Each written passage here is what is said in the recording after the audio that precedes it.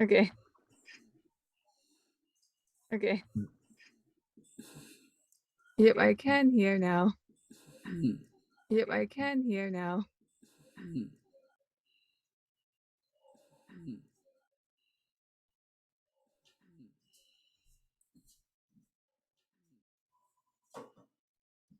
Well, the sandwich piece wasn't put away or cleaned.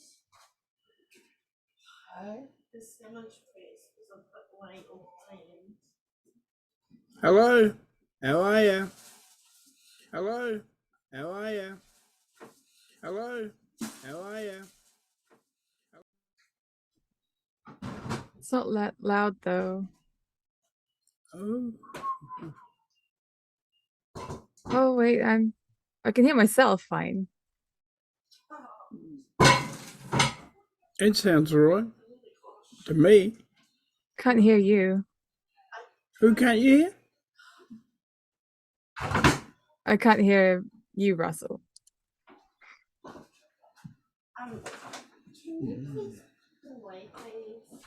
Hi, I'm Charlie.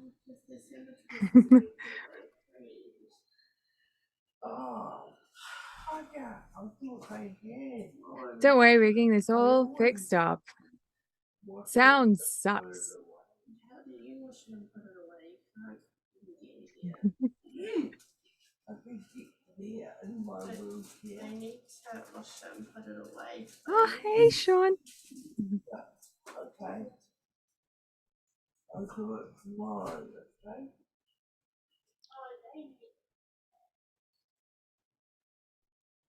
I can't hear you. I'll get them to do it tomorrow.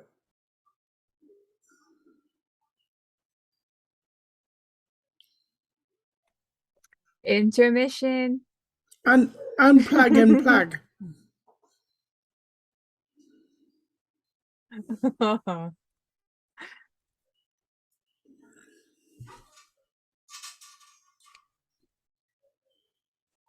So while we're dealing with this chaos, I'll just tell you all about what we're about. So we're currently playing Vampire the Masquerade. And hold on. Okay, I can still hear myself. Okay, so I'm playing Sage, a caitiff. We've got Barry over here who is playing. I'm playing Philippe Gratiano. I'm a toreador and an artist and I suppose a spy, really. Yeah. Yeah. And I'm Italian. I would normally be speaking like this, you see, because I am Italian, you see. And he is part of the order along with Sage. And they are a team. Check. Russell audio, check. Can you hear Russell? Can you hear Russell? Yeah. She can hear. Oh, what am I doing? You don't know, Barry. You're not on Twitch. Yep, I can hear you. Okay, an extra can hear me too. Yay! All Yay! Right. We've got sound. Okay, cool. We got through a lot, though. We got through so much. Wow. Okay, so just to recap on all the things that we talked about. Oh my God, I heard you talking about stuff. So we have a Philippe Gratiano Toreador, member of the Order of Mars, and we have Sage Blackwood. Mm-hmm. Yep. Also a member of the Order of Mars, a Toreador singer. No. Toreador. I always say she's Toreador. She's not. I'm a caitiff. Caitiff. Russell, check. Thank you, Jaeger 8 Larson. Yeah. Nice to meet you too. So thank you for watching and putting up with our silly sound shit. That was all alliteration. Let's get to it before they decide not to listen. Thank you, Barry. Yeah. All right. So where are you? What are you doing right now? What am I doing? Yeah, right now. What are you doing? I am doing what I shouldn't be doing. Philippe's working on some art stuff that he did. Okay. He's perfecting it so he can, when the order look at it, it makes more sense.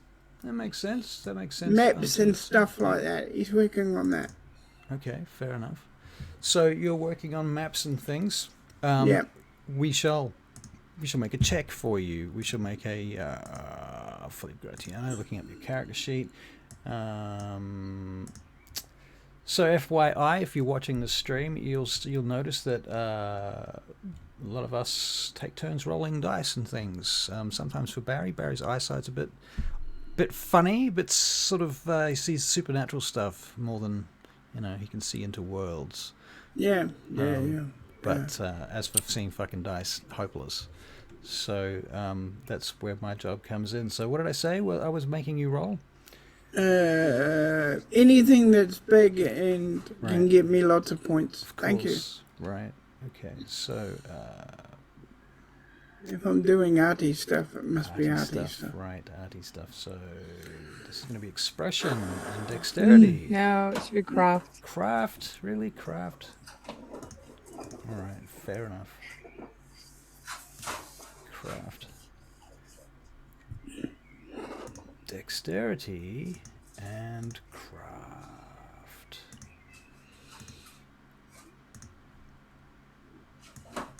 Here we go. So what do we get? 3 successes, Barry. 3 successes for your dexterity and craft roll, so it's definitely coming along. Yeah. All right. Not bad. So these are maps of what in particular are they maps of, if you can recall? Oh, the place that we hit before we came here.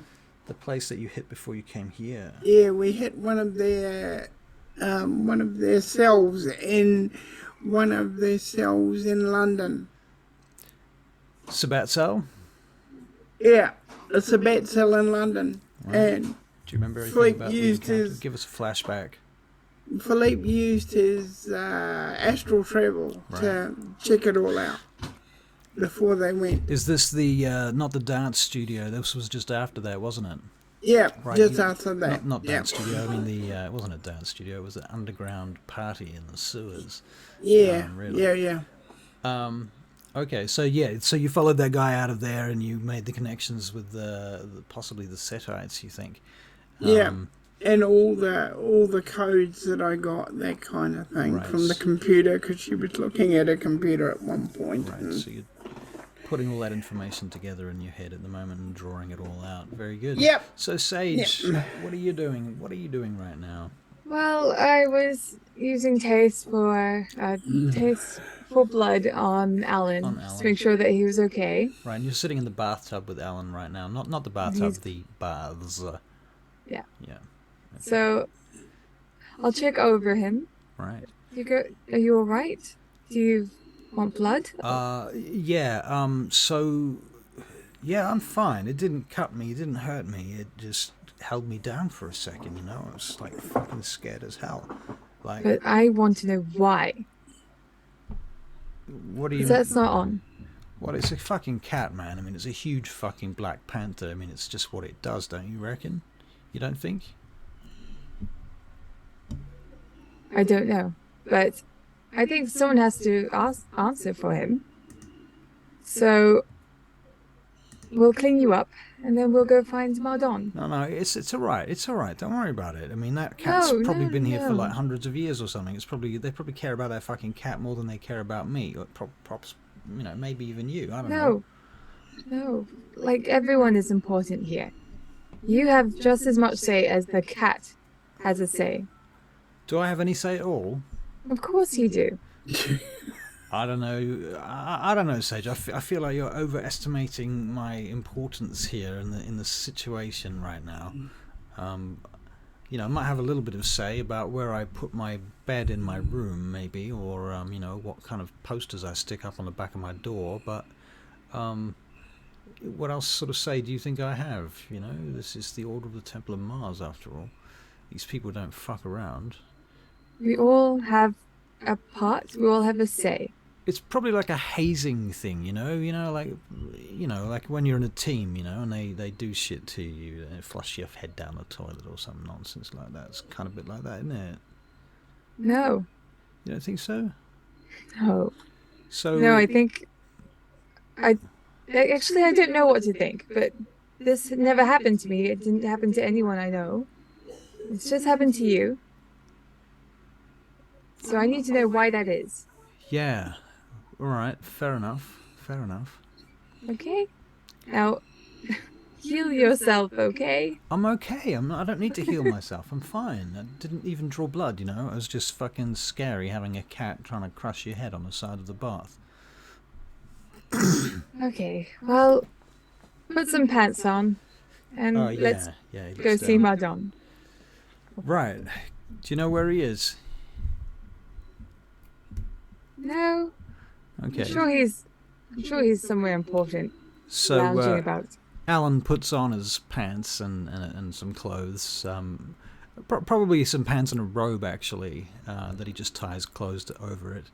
And some basic sort of slippers that people sometimes wear indoors around the temple itself, around the place.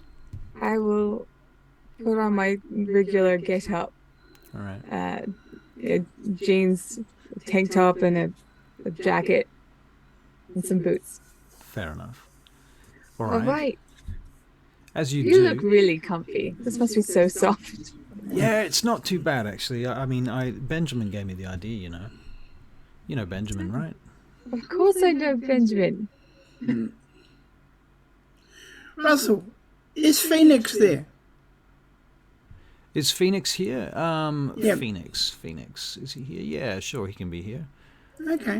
Jaeger 8 Larson said, quick aside, bad team, red flag, quit immediately, team up with better people. Just a thought. Might save the world in the long run. I'm not sure what he's implying here, but I'm scared on your behalves. Yeah. Hazing, well. yes, correct. Okay. All right. As they're coming down, you know, looking for Mardon, Phoenix will be going in the other direction. Fair enough, okay. So Phoenix, you see them coming in the other direction. Now you have to play 2 characters. Good on you. That's all right. I can manage You it. can manage it. And then Bishop comes into the picture. Right. I've done 3 before. Years ago I did it. And then Vincent. And then Vincent comes in, yeah, and then, Yeah. yeah. Okay, so, no, he's going in the other direction, so, you know what he looks like. He's basically long hair, tall, very muscular, not muscles though, like, what would you call? He's well built, but he's not muscle well built. Right, so he's lean and wiry. Yeah, Is that... that's the word I'm looking for. He's lean and wiry. Right, okay. And this is not Phoenix, this is Phoenix. Phoenix, yeah. Okay. So Phoenix, you see these guys. And your characters haven't met him. So I'm talking about you Sage. two. Yeah. Sage hasn't met him before. Right. So what does Sage look like right now? Oh, Sage, she's quite fair. She has big, oceany blue eyes. She has long black hair with a bit of a blunt fringe. She's very thin because when she died, she was using drugs as a means of sustenance. She always has the same jacket. It's probably gone through a lot of bullet rounds and stuff. Right. It has a moon on the back of it. She will often have like a band shirt or tank under that. Jeans and combat boots. Okay. Yeah. Very good. Okay. So Vincent, I keep wanting to say Vincent. I mean Phoenix. What do you say, if anything, as you approach these 2 vampires? Hang on. What's your other character's name? Mercy. Mercy, yeah. Mercy. Excuse me. Sorry to bother you. Have you seen Mercy anywhere? Haven't heard of a Mercy, I'm afraid. Sorry. Oh. Oh, I'm Sage, and this is Alan. Pleasure to meet you both. Yeah, Nice you to meet too. you. Yeah. What's your name? My name is Phoenix. Ah, Phoenix. Cool. It's a really cool name. Is that your real name? Yes, that's my real name, yes. Wow. Wow, that's wicked. It's very rock star. Very punk rock. Oh, I'm sure my sire would enjoy that. It'd give him a laugh. Can I ask you? Is that like the name that you were born with? I just said that. Really though? Use your ears, Alan. Well, I was. I don't know. I'm just sort of surprised. I mean, most people have like a proper name before they get, something else. Okay, that is true. Well, my sire gave it to me. Oh, so this is your proper name as one of the blood. Yes, Right, yes. I see, of course. As one of the order. Like yourself, no doubt. Right. So forgive me. I'm so sorry. I just didn't realise. Perhaps you're trying to, and Phoenix, of course, so appropriate too. Obviously, you were trying to have a kind of a rebirth, perhaps, or something like that. I wish it was that interesting. My sire called me it because I was one of the very few knights of his to survive the Middle Ages.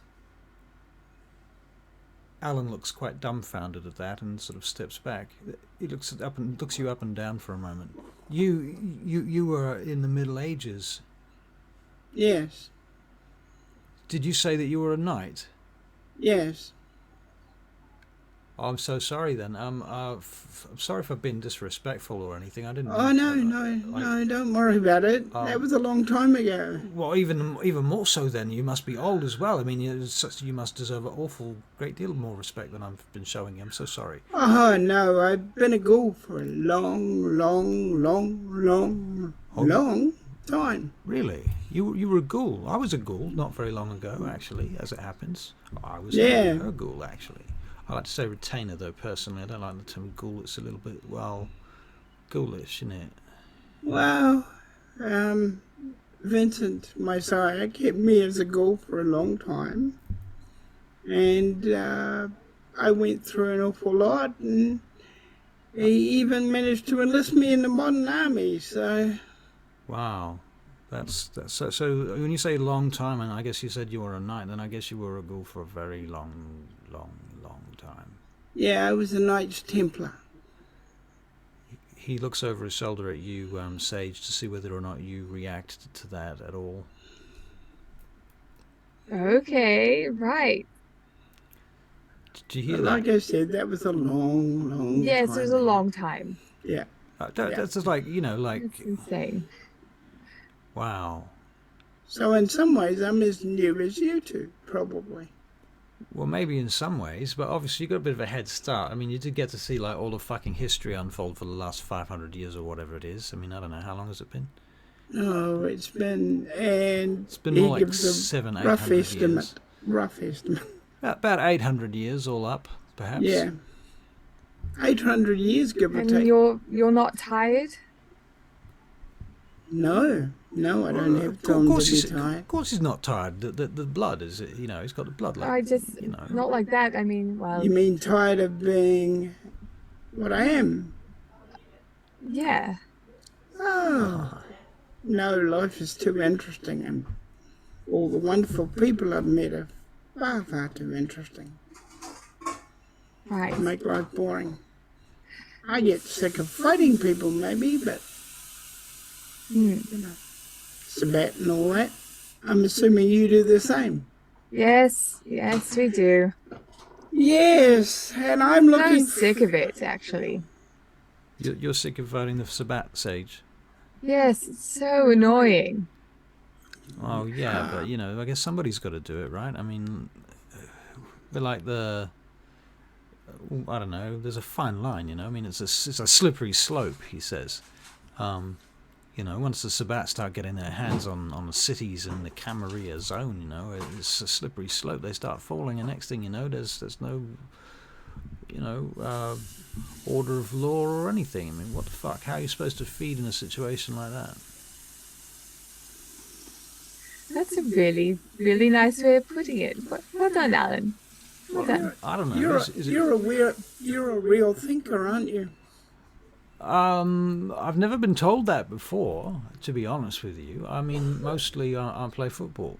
That's pretty much what I've been doing. You play football? Well, I have done for the last, 20 odd I thought years. you looked familiar. Yeah, you've probably seen me on television a couple of times. I was in a few famous games and a couple of teams, And some advertisements. And some advertisements, yeah. Did some Oh, ads. wow. TV. And you've done a few Wow. acting roles. Couple of little roles here and there as well. Yeah, it's true, but Wow, nothing how probably- impressive. No, it's nothing. It's nothing. I mean, it's not like I'm a fucking. I'm Knights actually Templar or talking anything. to a star. No. You're not talking to a star. Absolutely the opposite of a star. I am barely. Look right now with my situation. I'd be lucky to start a fucking football school in some remote country. But obviously there's a lot more interesting about you than your football.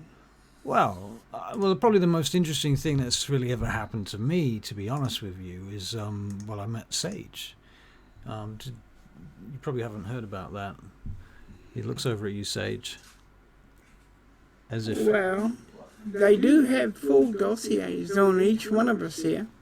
Oh, how come they always have dossiers about me, but I never get to see the dossiers about anybody else? What is that about? You ever notice that? It's always one way. Why don't you ask? Who would I You even could. ask when I'm supposed to go up to the master? Excuse me, Mardon, can I have the dossier on I don't know, Lord Gustavius? You think that's going to go down very well? Oh, the elders pretty much keep themselves to themselves. Well, here we go, and you've just admitted to us that you're 800 fucking years old. So we're not exactly on a fair and level playing field here, are we? Oh, well, let's say I've experienced being a ghoul a little bit longer, maybe, but, I know what it's like. That's true, and I have experienced being a ghoul for a few months. I must admit that much. Yes, and it seems like you've adapted really well to your situation. Well, I did have a good sire and some good teachers, and I was lucky enough to, join this particular organisation, which has been very nurturing, I must admit. Well, where are you two off to? Off to see the master. Yeah, I just got my face stood on by a fucking giant panther while I was lying in the bath. And I was wondering whether that was something that was done on purpose or whether that was just, the cat nature. Well, Regardless, I'm not putting up with it. you're not putting up with it. No. Good on you. I agree. Come on, Alan. Go and talk to the master about it. As you're about to leave the room, the master steps into the room through the opposite archway. He's wearing a long red robe that trails down on the floor behind him, but yet is mysteriously not wet, despite the fact that you've just walked through the... you're not in the bathrooms anymore, are you? You've moved since then. Okay. Well, he appears around the corner in any case, and he looks up at you. Majesty.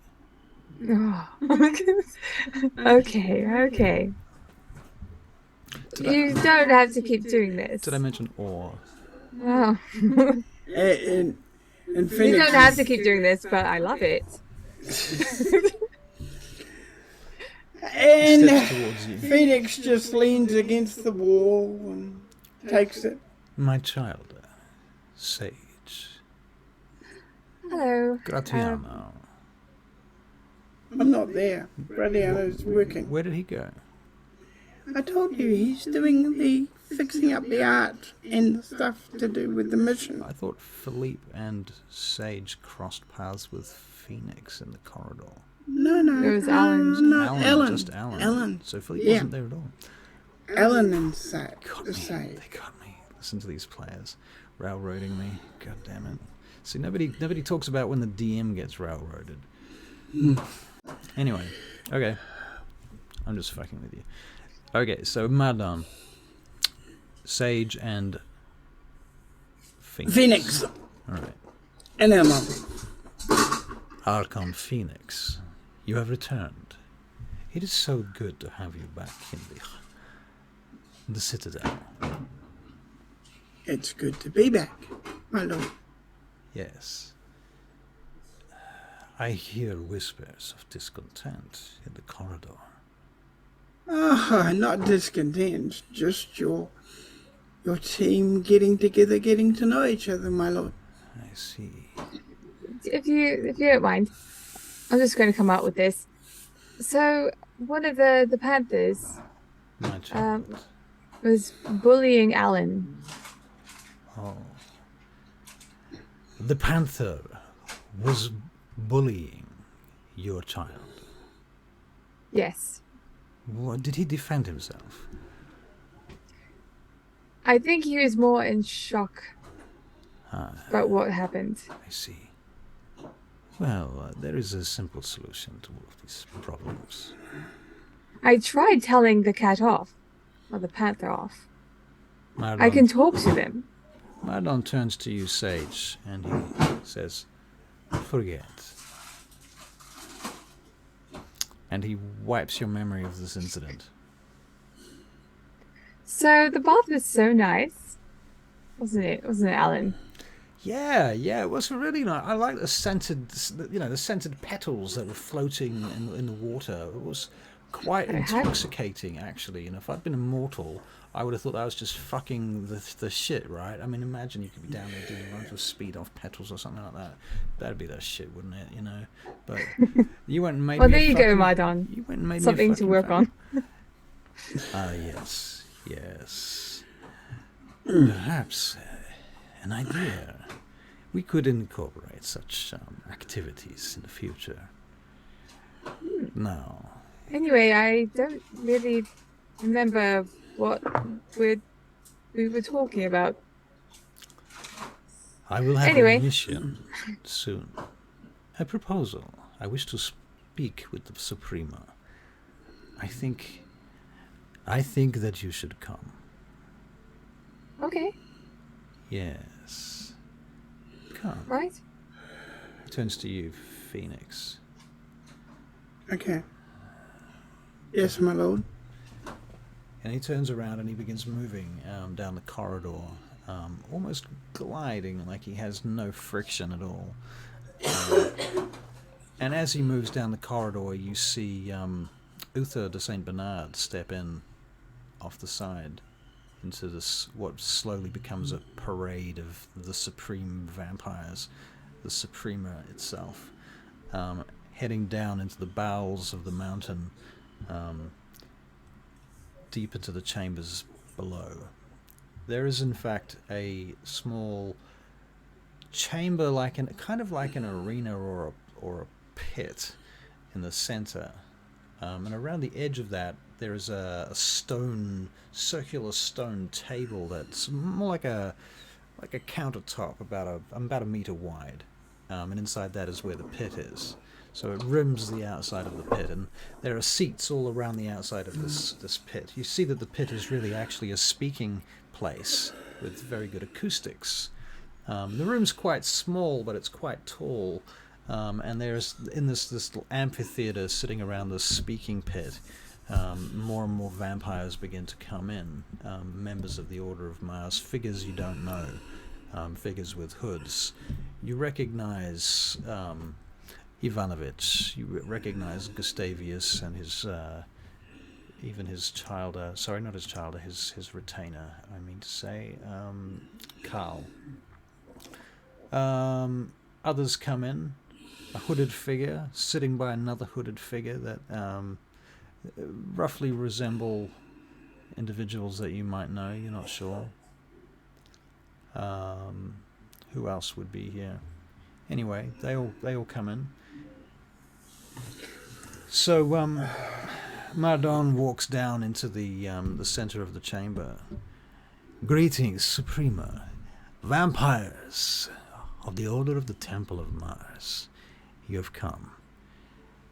I thank you in the name of my sire And he looks up to the ceiling, and you might look up to the ceiling too. I don't know. There's a mosaic on the roof of this room, this vaulted ceiling that depicts this black snake rising out of the ashes of Rome, pouring like fire across the sky and eating the sun, and then descending on the other side of the room. And this is a mosaic from like Byzantine times, something like that. There are a number of points that we need to discuss, he says. Firstly, I have concerns about the whereabouts of Scheherazade. Who among you was the last to see my child?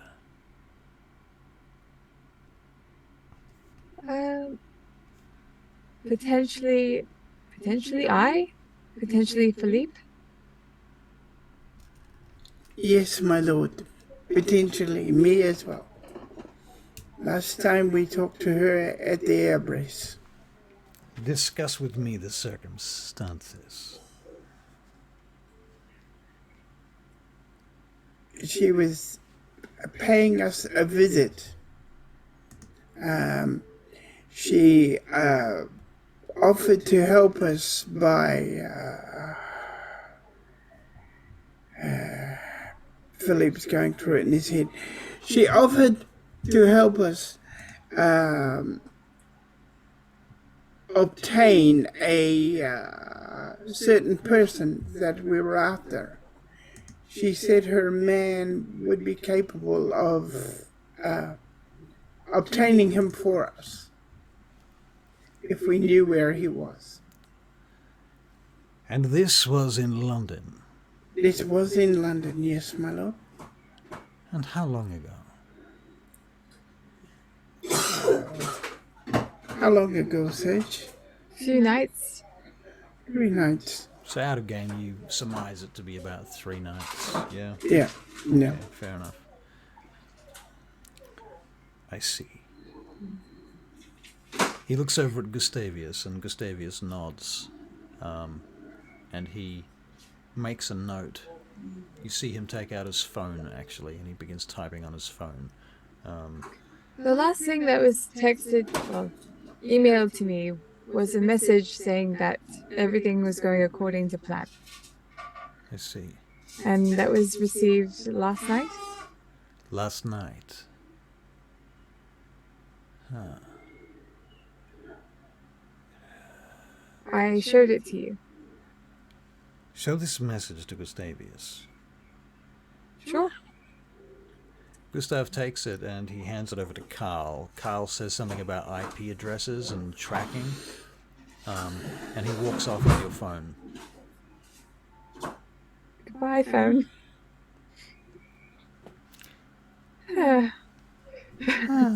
That's okay. That's fine. I can handle being without it for a little while.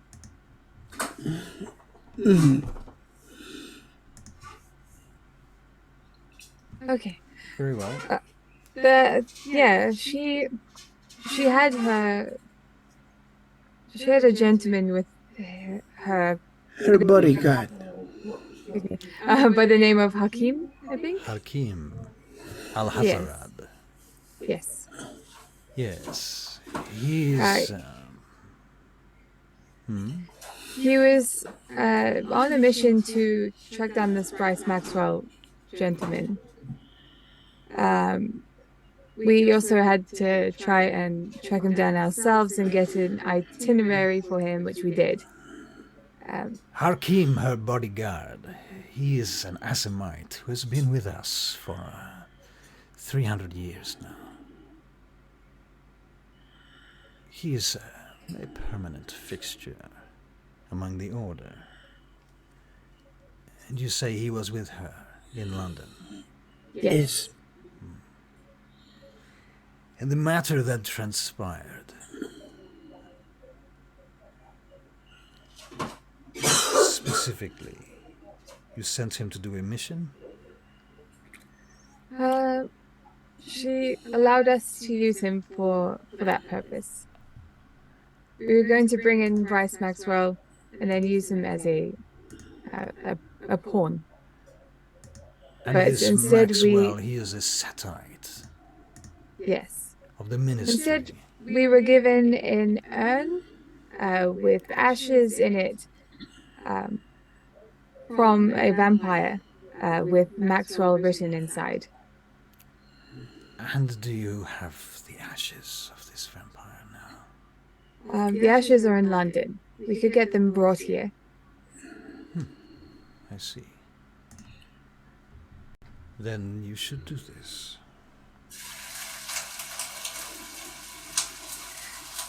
Okay. Very well. We will get on to that.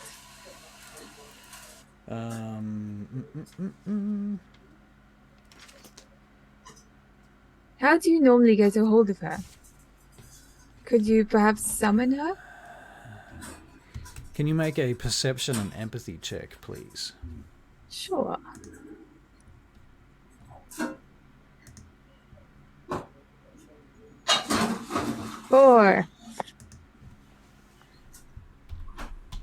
Four successes on perception and empathy. Okay, what do you get from that?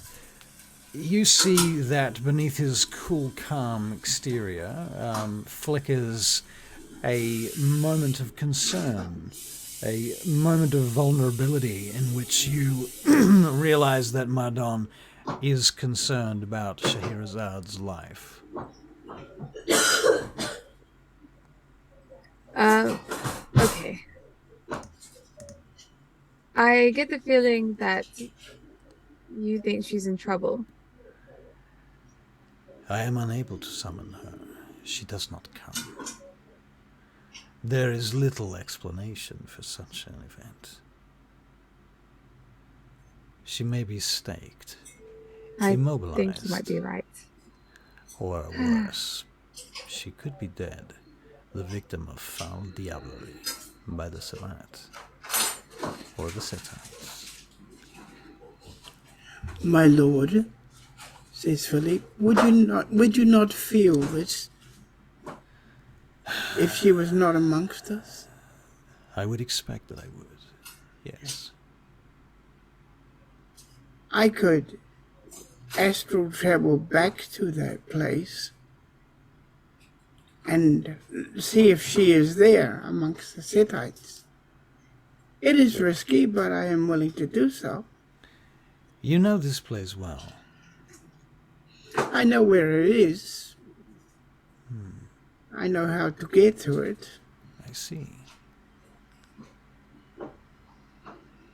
Well, I will consider this, yes.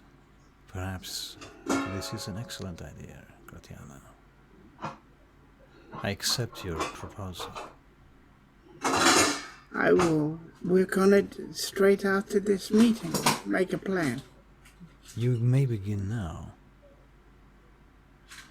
I will have you informed of any other information that comes to light. Thank you. Very well. Okay, so you head off to begin astral traveling. Which... Can you astral travel that far, Philippe? There's no reason why he shouldn't be able to, I don't think, but let's check. This will be the first time. Astral projection is a 5th level, Auspex astral projection. Just looking it up in the PDF now.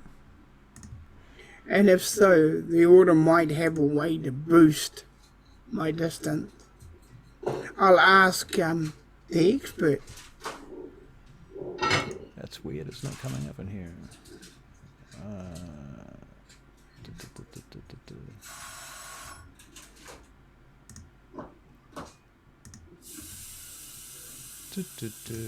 Systems? Is it under systems? I thought it was under systems.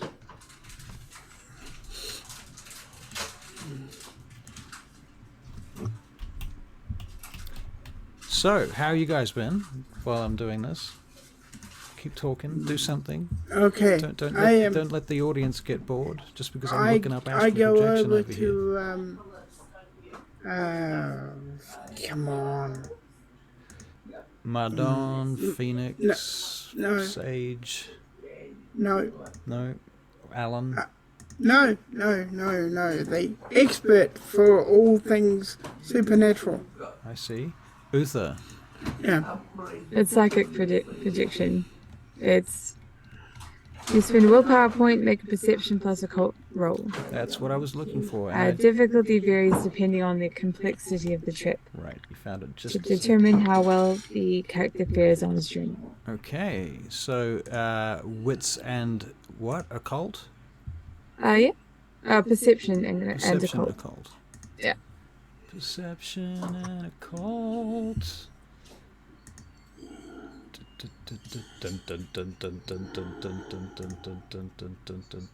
Flash. Oh.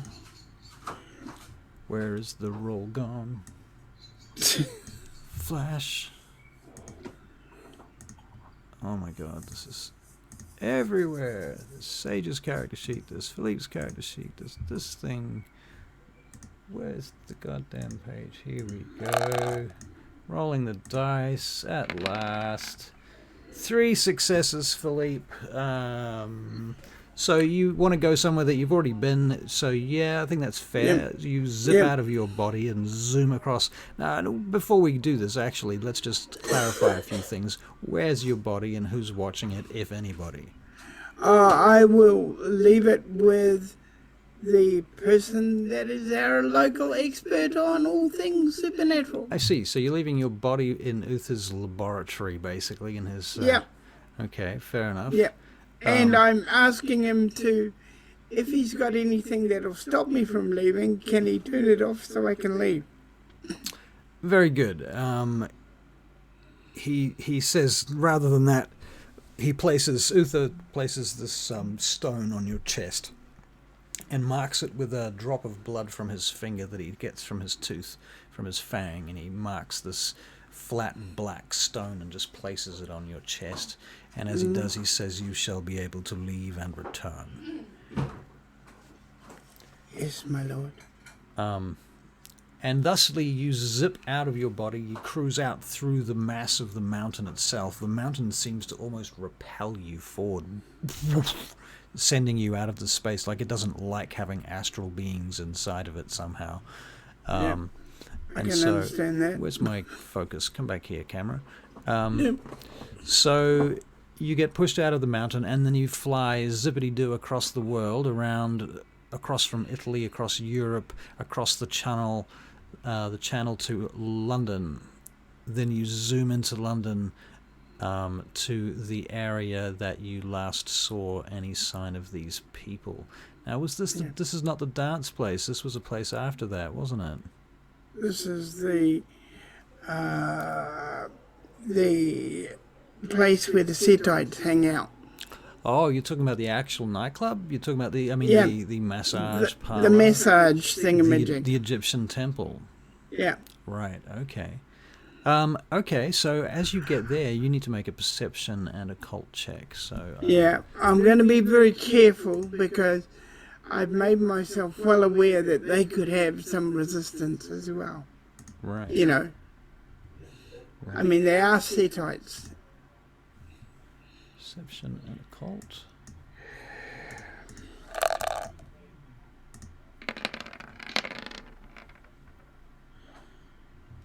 Looks like 2 successes. As you approach, you do see the space around this location in the etheric borderlands. There seem to be, you think, shades and other astral beings hiding around here. You get the impression that there's something moving about here and not making itself completely known to you. But certainly there's a feeling of a presence, and you can see from this point of view, there are certainly dark spirits hanging about the tops of power lines and on the edges of crumbled buildings in the nearby block. All right. I'm going to go back Yeah. and I come back to Uther. Now, you've spent a willpower point to do this. Yep. So let's just have a quick review on that, because your willpower, if I'm not wrong, is exceptionally low right now. Yes, you have 2 willpower, which brings you down to 1 willpower point. Okay. Philippe, yeah, I mean, you're gonna, yeah, I mean, we know how willpower works, right? Yeah. Right. I mean, you don't get much more depressed than 1 willpower point. That's Okay, literally the most I depressed tell him you can be. that I'm my lord, it is surrounded by many things. I see. They have guards, wraiths, things such as that. I see. And are you well enough to portraitize these entities? No, I am not well enough. But Benjamin, please continue. there is something I would like to try. Oh, Yes. I would like to try and step into my shade. not presently, Gratiano. You are too weak. Far too weak. Okay. I will wait until I gain strength. Yes. Yes. And while he's gaining strength, I'll play another character. Okay, that's fair. All right, so Philippe's going to be spending time gaining some strength. What does happen is that Uther requests for Benjamin to get a special delivery of something, and he comes out with a bottle of the Master's blood, which he gives to Philippe, which will restore half of his willpower points, because I am an extraordinarily nice DM, and everyone should remember that. And yeah, that's right. Okay, but in any case, so Philippe's back up to, what is his total, is 6, so he's up to, well, as it happens, that's still 3, so it's only 1 willpower point. Well, no, it's 2, because you're down to 1. Okay. Yeah, so 2 willpower points back. Yep. So that's a start. So, Philippe, you're going to have a nap, or at least a bit of time out. We can talk about what he does later. Okay. No problem. So the other thing, right? Yes. So who are you now? You're going to be Phoenix? Or I'll be Bishop? Phoenix. You could be Bishop. I could be Bishop, whichever you like. All right. Whichever one you like. Whichever one you like. I'll do Phoenix. Put it in your hands. Yeah.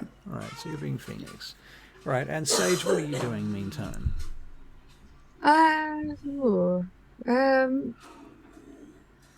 Now I've got like probably 100 different things to do.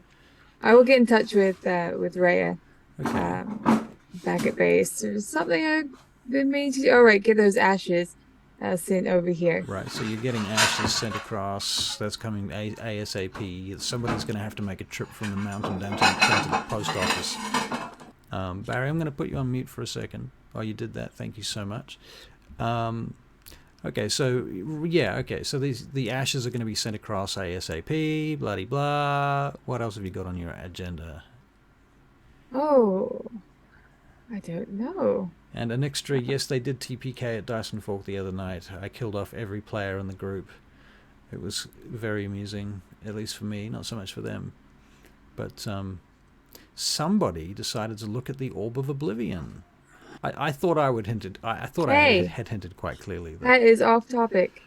Yeah, but hey. Don't make me mother you. I'm waiting for you to do something. While I'm waiting for you to do something. Oh well, I honestly don't have a clue what to do with Sage. She's just hanging out with Alan. All right, so Sage is hanging out with Alan. All right, so what's Mercy doing then? Oh well, Mercy's not at the mountain. Mercy's not at the mountain. No. Okay, where is Mercy? Is in. I wanted her to live just outside of Florence, I think it was. Okay. In a place where no one can really find her. All right. What's she doing with her time? Sorry? What is she doing with her time? She's raising Mimi. And also she's waiting for Kitty to have gone through her trials. Right. Okay. Well, Kitty would come back from her trials after some time. She will never talk about them, and they leave her scarred.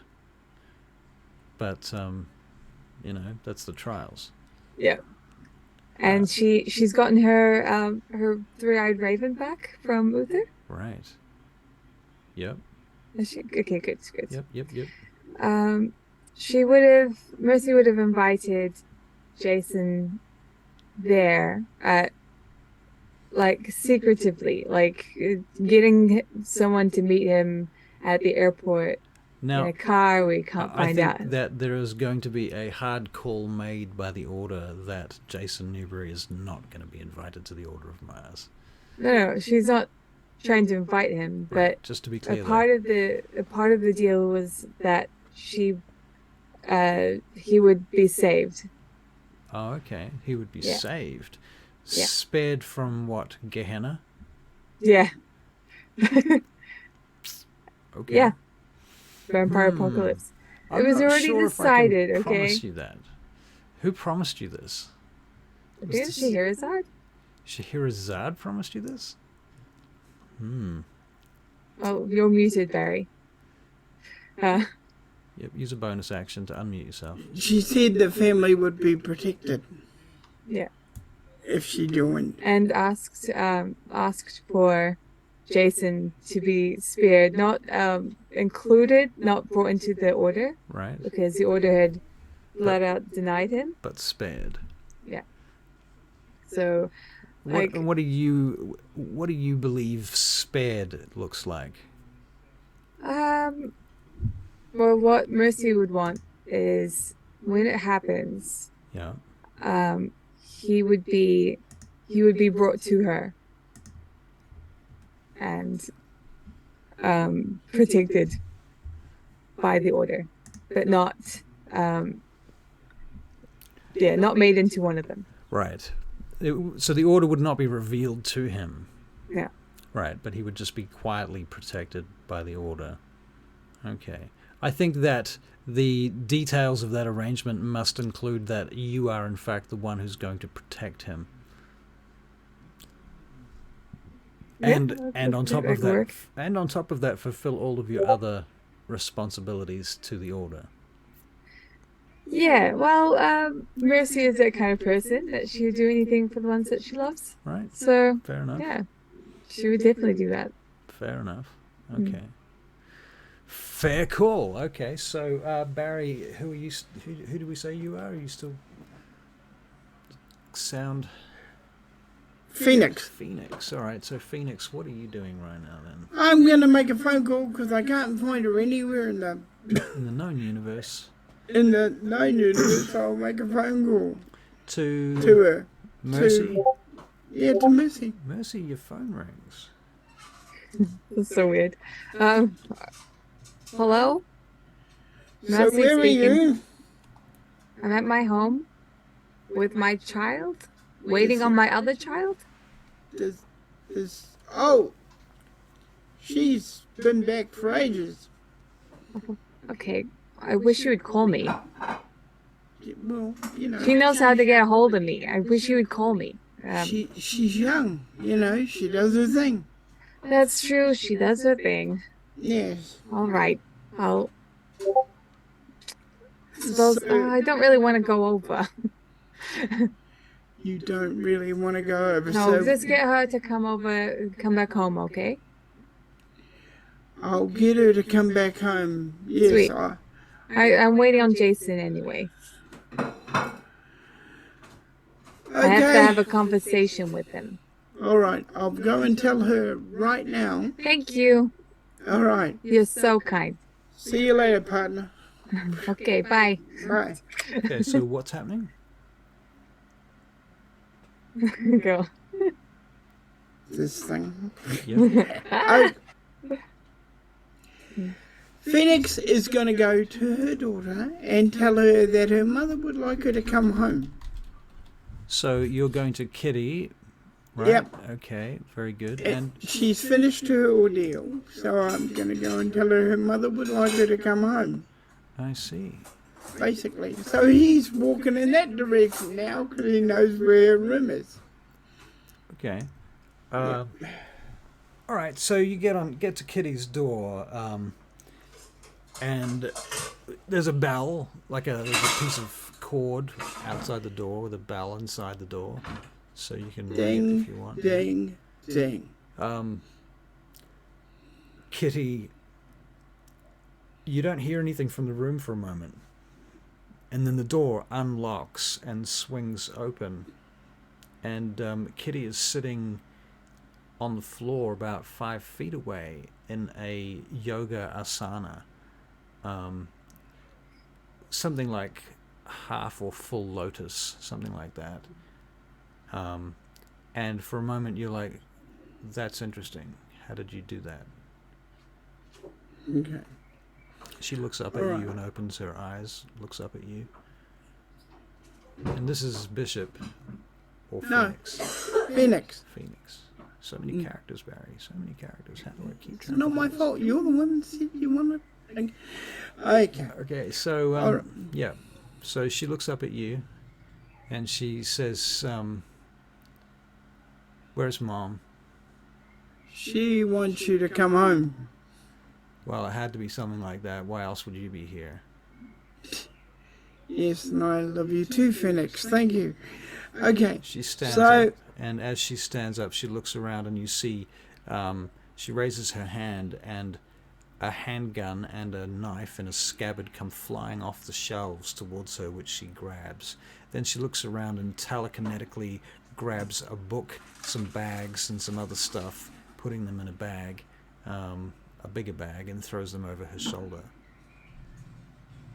Impressive. She looks over at you and she goes, "I hope so. I've been practicing."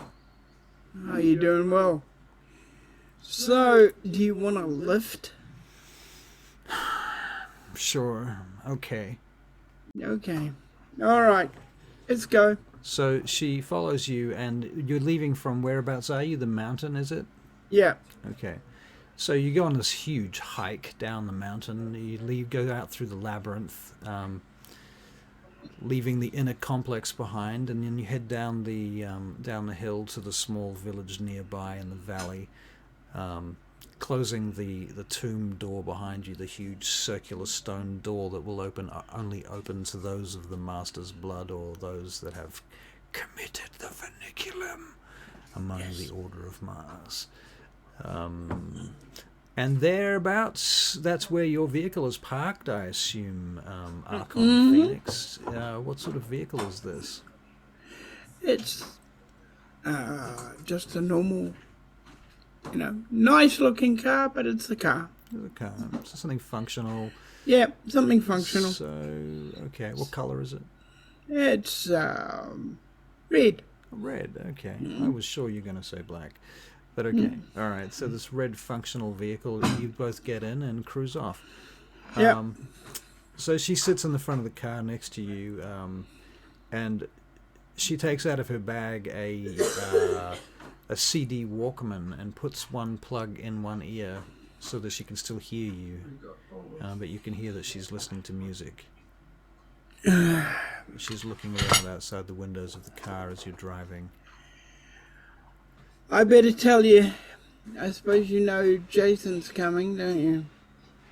No, I didn't know that. Yeah, he's coming at some point. Always love it when he comes. So, can I ask you a question? You can ask me anything, you know that. We've known each other for a long time now. Am I supposed to call him Dad or what? You can call him what you like. You can call him what you like. You're an independent person, you know? So, because I'm pretty fucking tempted just to call him asshole. I can understand that feeling, but I don't think your mother would approve somehow. Why does she call herself my mother? She's not my mother. Just go with the flow, I would. That's what I always do.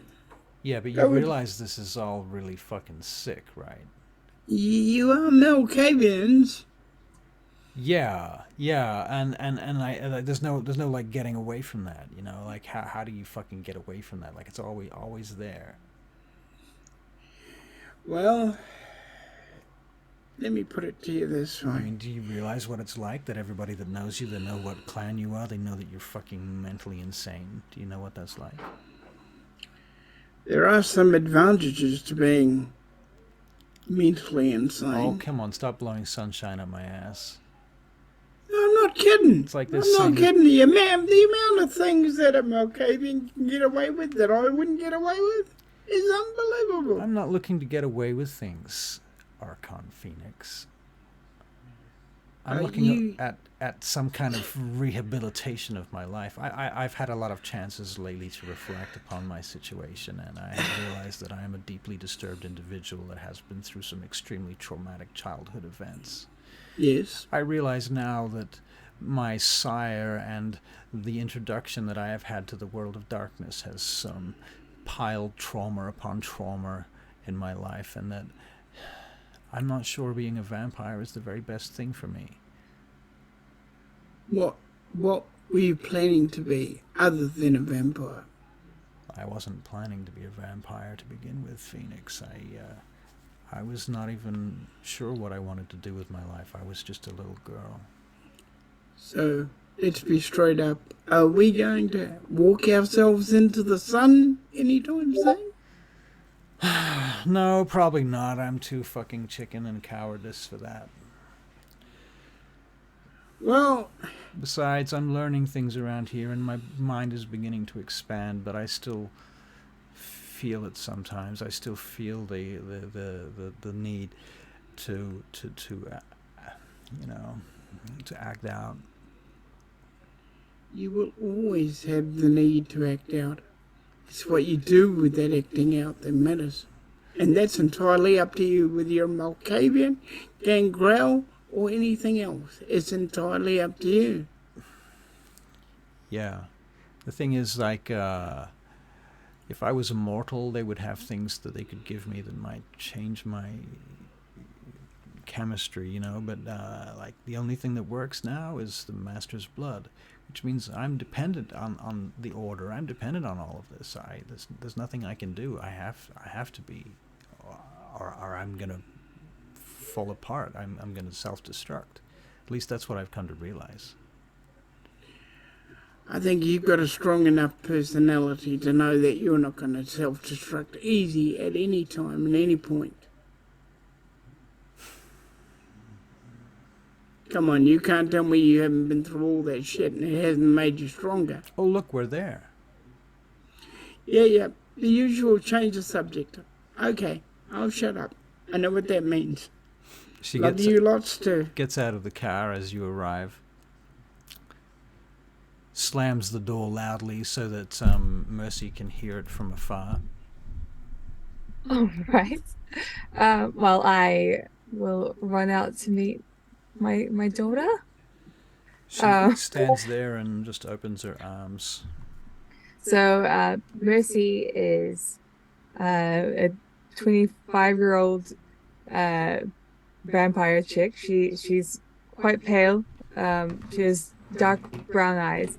She has dark brown hair that's in a sort of short cut. It's very tidy. It used to be such a mess, but it's very tidy now. She has a blouse with a pencil skirt, and she's wearing kind of sensible heels. And she'll run up to Kitty and give her a hug. Aww. I'm so proud of you. I'm so proud of you. She stands there, and she this is the closest thing you've seen to a smile from her in forever. You know, she seems to be genuinely grateful to be alive at this moment, this exact moment. I bet you've missed Miss Mimi. She's inside playing with with what was that dog's name again? Woof? What? I have forgotten what her dog's name is. Oh no, we've been away from these characters for too long, and now the Yep. NPCs. With her dog. Is a dog really an NPC though, or is it part of the furniture? Depends how you play the dog. Yeah. Yeah. Right, so come in. Hey, Phoenix. Phoenix. Yeah. There you go. Nice to see you. You coming in? Yeah, why not? Okay, cool. I've got people over for dinner, so I hope you're hungry. Can you make a perception and empathy check, please, Mercy? Oh, okay. I know that's got to be your highest stat, right? Never was. Never was. I have to go into another Roll20 site. Let me just boot up this other game. All right.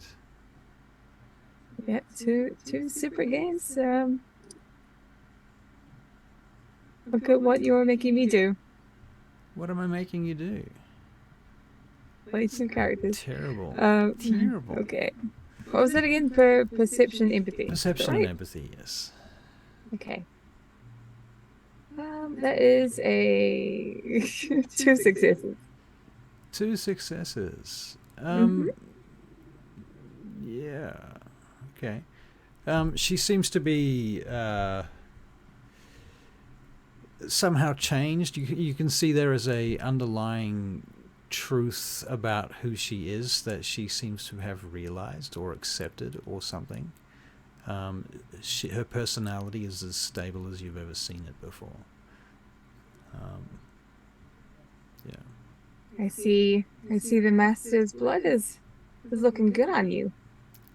Yeah, I guess. Thanks. I mean, certainly I can. I'm a lot more clear about things. Have you met? Have you heard of a guy called Dr. Shipman? Apparently, I need to talk to him. No, I haven't. They keep telling me he's the guy I should talk to. You should probably talk to him too. You know. Apparently, he's another one of us in the order. Oh. Yeah. Yeah. I mean, okay. Yeah. Probably should. I guess we talk should to him. figure that out. So Phoenix is clearly feeding right now. He's gone to feed on the. No, he's not going to feed because I prepared something for dinner. You prepared something for dinner. Okay. So what did you prepare for dinner? Says Kitty. Oh, some local cuisine. Local cuisine? You mean like takeout? Are we talking about like I don't know. What can you get around here anyway? Oh, Italian men. You know what I mean? And women. I got a bit of everything because I know what Jason's like. So when is he going to be here anyway? Do you know? Probably half an hour. I don't know. Okay. I've got a car that's going to see him. So We're gonna blindfold him and bring him here. Oh, he's gonna fucking love that. Yeah, he's gonna love that. He's He's a man of mystery. You know he's not gonna love that? Oh yeah, I know he's not gonna love that. Have you thought about this? Because if he really doesn't like this could go really badly for us all. I'm sure I'd be fine. How are you gonna contain him? He's like, how powerful is Jason anyway? Not as powerful as me. Well, I hope you're right.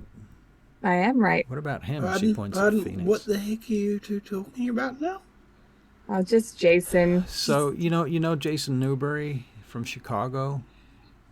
I've looked at his dossier, yes. Right. Well, his dossier really isn't gonna tell you kind of enough. Like, I don't think who he is can be defined on a piece of paper. Isn't he a serial killer or something? Well, we're vampires. We're all serial killers, but That's true. That's true. I've never looked at it that way. he's just more in touch with it, so he likes to say. Ah. He's Why do you see a problem? Well, he's coming to visit apparently, and Mom, pointing to Sage, sorry, not Sage, Mercy. You did this. Mom here, she wants us to what? Entertain him for fucking how long? Oh, well, we'll probably keep him over. Keep him over for a bit. Maybe a week. I don't know. If we're lucky, we can keep him for a week. Have you talked to Show him him about around. this? I mean, does he know you're doing all of this shit? Like, where does he sit on all of this? Well, I have to have a chat with him, okay? Okay. I gotta have a chat with your father. All right. Well, I guess I'll just stay out of that shit then, and you guys Yeah, can it's figure fine. it out. Yeah. Everything is fine. Where's Okay. Mimi? Mimi's upstairs in her room. Now, we Okay. can't bring her out for tea because, well, she won't like what I make her. So, well, what we're all having. What are we I having made her anyway? with I made her some other food, some dino nuggies. You made her dino nuggies. Does she still Yeah. do that? Does she? Yeah. She's still like she's still a ghoul, right? Yeah, of course she is. Right. Look, come inside. How old It's is she starting to now? rain anyway. Come on. How old is she now? She's 5. She's 5. She's 5? Yeah. Oh my god. How old was she when you found her? 4. So she's been with us for like a year now? Yeah. Wow. Year and a half. Okay. Anyway, come inside. Come on. Alright, so you go inside, you head inside. Yep. The Tell place us. I have, it's very beautiful Italian Villa? villa in the middle of nowhere. Okay. Forest we're there. or mountains or what? I imagine forest. Okay. But maybe like a forested mountain? Yeah, sure. Is it snowing? Is it that time of year? I don't mind. Could be. Okay. Well, I'm all for the cinema. okay. I quite like the snow. We'll go with the snow. Okay. So There's a big patch out front, actually behind the house, where there'll be like a playground for Mimi and stuff like that. Okay. So yeah, come inside. It's all very kit set stuff. So what you'd expect to find at an IKEA, if IKEA is around at that time. Right. The Italian version of IKEA. Yeah, I actually, suppose. IKEA was around then. Oh, nice. Yeah, it's very homely. Okay.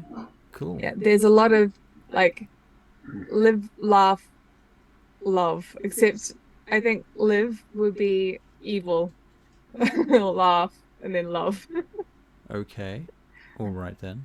Because Mercy's a little twisted, She's and she would find that kind of funny. A little twisted and a few nuts loose.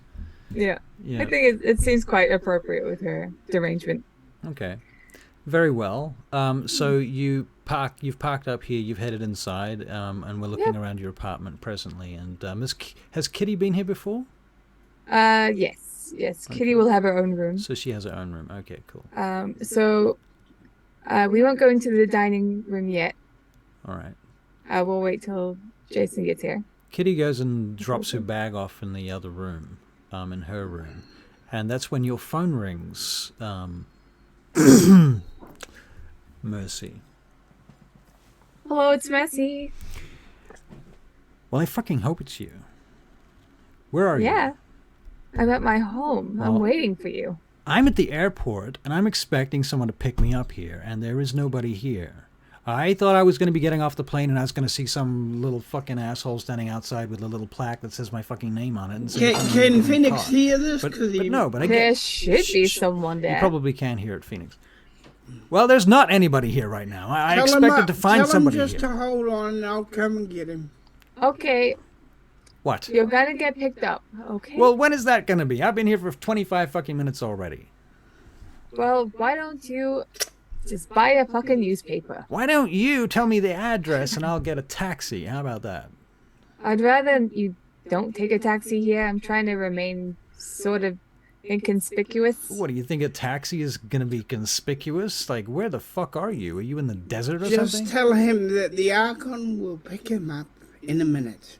The Archon is going to pick you up in a The minute. what? The Arscon is gonna pick me up in a minute? Arscon? Arscon? Okay. Yeah, just wait there, buy some men's cologne or something. All right. Well, look, I'm standing on the corner of, and he names the 2 streets that he's standing on the corner of, and he explains the little stall that does actually sell newspapers. And he says, "Yeah, I'll be standing here smoking a cigarette and reading the newspaper when you turn up. Tell Okay, the don't catch Arscon on that." fire. Fuck you, Mercy. Fuck you for wasting my time. Hangs up. I'll be back in a minute. He's obviously glad to hear from you. Okay, I'll see you soon. All right. So Archon Phoenix gets It's in a the car Mustang. and Mustang. drives off in the Mustang. Okay, fair enough. Does he make any stops? Does he get any provisions? Does there anything that he needs to do on the way? No, Okay, nothing so he you needs to cruise do. directly to the airport. Okay. I'm gonna make a Dex and Drive check to see how well that goes down. What are you? We're talking about Phoenix. Did you crash? Phoenix is I he will laugh. even in this damn? He's not, is he? Have you got Phoenix's character sheet on the other Roll20 game, Sage? Yep. Can you roll a Dex and Drive for me, please? Okay.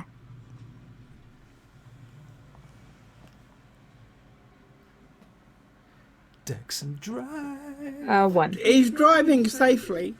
1 success. Okay, yeah, you're driving safely. Okay. All right. Well, it takes about 35 minutes to get there. Okay. From where you are. Mercy, what do you do in the meantime? Cooking. I will. No, I've already cooked I see. Mimi's food. I see. The rest are hanging about. So I am going to take Kitty up to go see Mimi. All right. So you take Kitty out to Yeah. see Mimi. All right. Yeah. Okay. And She's Mimi's in in the here. bedroom now. So she's been Gould now for how many years? A year and a half or something. 1.5, I would say. 1.5 years. Okay. Yeah. All right. I think that's a pretty good amount of time. Good catch-up time. Sure. Yeah, so Mimi, her room is very much like pink and Hello Kitty. Pink? Hello Kitty everything. Hello Kitty. Yeah. All right. She's got like a little cabinet to put all of her Hello Kitty knives Right. because she loves that. There's a little TV there for her, Okay. a little remote. And her full age now. How old is she now? Like total. Should be age? 5. 5. Okay. Yeah. All right. Well, in which case she's got a coloring in book and she's watching a animated, stop motion animated video about a cow. Over in the corner at the moment. Apparently, she's watched all the Hello Kitty stuff to death. And so this is just an in-betweener, you know, the stuff that you use to fill up between the things that you actually want to do. So yeah, that's what she's doing. She's coloring in right now. Hello, sweetheart. She looks up Guess at you. who's home?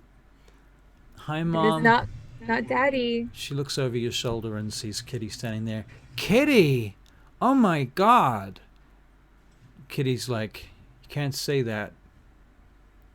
It's a She can curse say word. that. Saying It's the not a Lord's curse name word in in vain. here.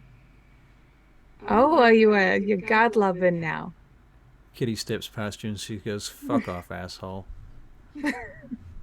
Steps into the room. That's my girl. She starts spinning one of the mobiles that's hanging from the ceiling, casting shadows around the room as it spins.